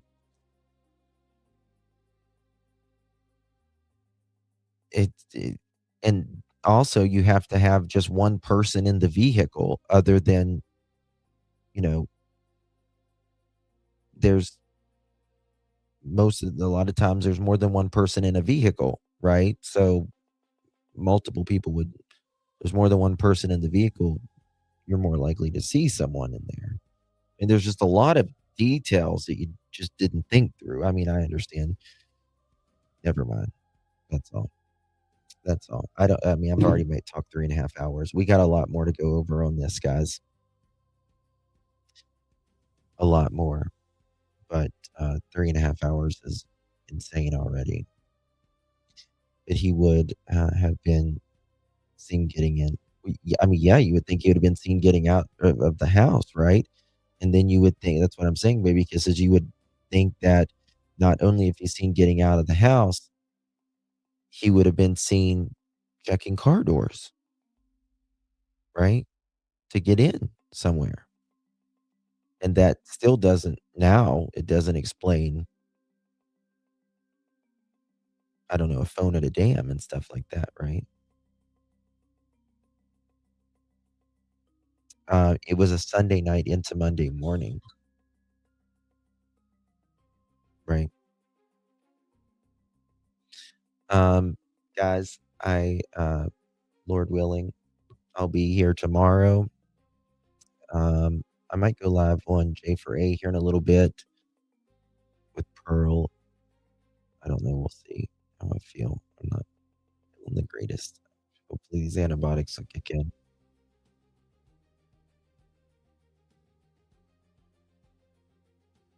Yeah. Yeah, Drishy. Exactly. Justin, this has been an amazing lab. So much to think about. Thank you, baby. Appreciate you.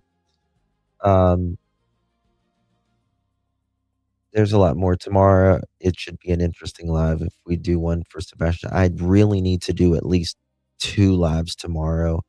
I need to do Spencer and Monique Tepe and Michael McKee. I'm getting ready to do I need to do an update on Jack and Lily. There's another case in Canada that I want to cover. It's the case of Liam Toman. I think that's how you pronounce his last name. Liam Toman. Is anyone familiar? My Canadians?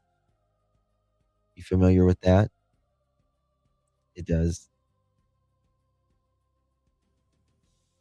It does, Carmelita.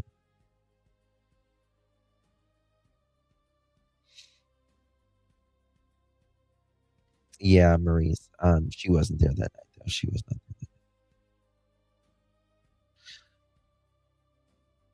Joel, yes. So guys, you know the 10-year-old little boy, Joel taken alive. His name was Joel taken alive. They found him. He's alive. He was found safe again, and praise God, he is found and safe.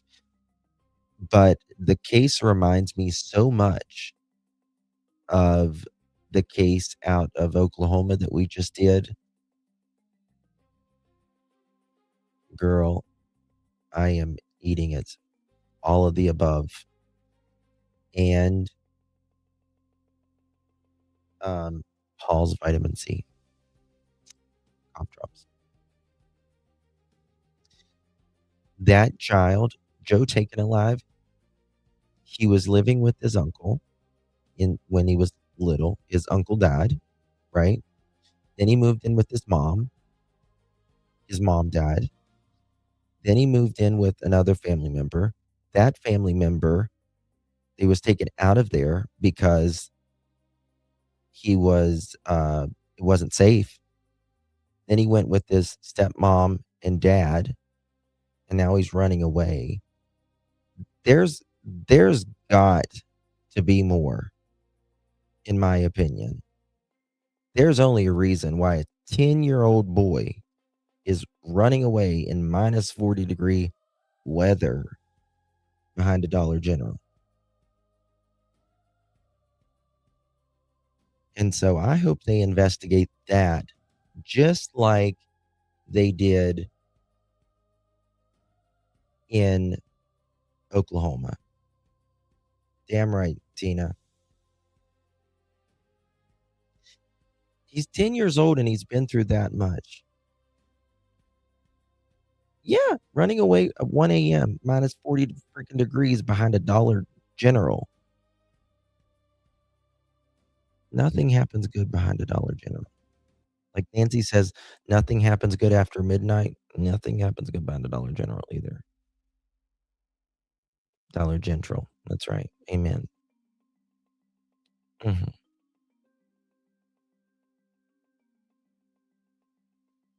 Oh my God, Trisha, you didn't know me. I don't think you knew me back when I used to do my Daisy Basham tricolostrum. We use pure encapsulation brand, 2 capsules. A woman I used to talk about that the character was loosely based off of, she always talked about colostrum. Colostrum. That made me giggle. So I would always talk about colostrum. That makes me laugh. I need to send you some of the old videos. Thank you, Dean. Thank you, baby. Appreciate you very much. Thank you, love. Thank you so much for your support. Yes. Thank you so much, Dean. Appreciate you, my dear. Thank you so much. Yeah, and the earth is flat. Yes, the colostrum on the earth is flat. And what else is it? Hollywood, they're devils. Yeah, I normally take Mucinex, but I'll be honest with you, I can't do Mucinex right now because I feel dehydrated the way it is, and it dehydrates the shit out of you even more, and I just can't do it right now.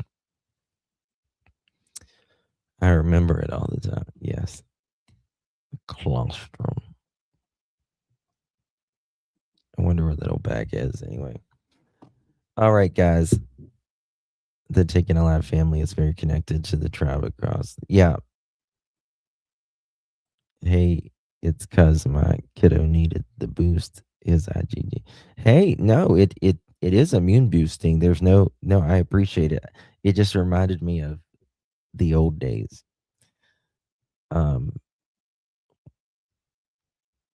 But she was always talking about her cows getting colostrum, and it couldn't be the synthetic colostrum. It had to be the real colostrum. We had to pay $40 for that colostrum.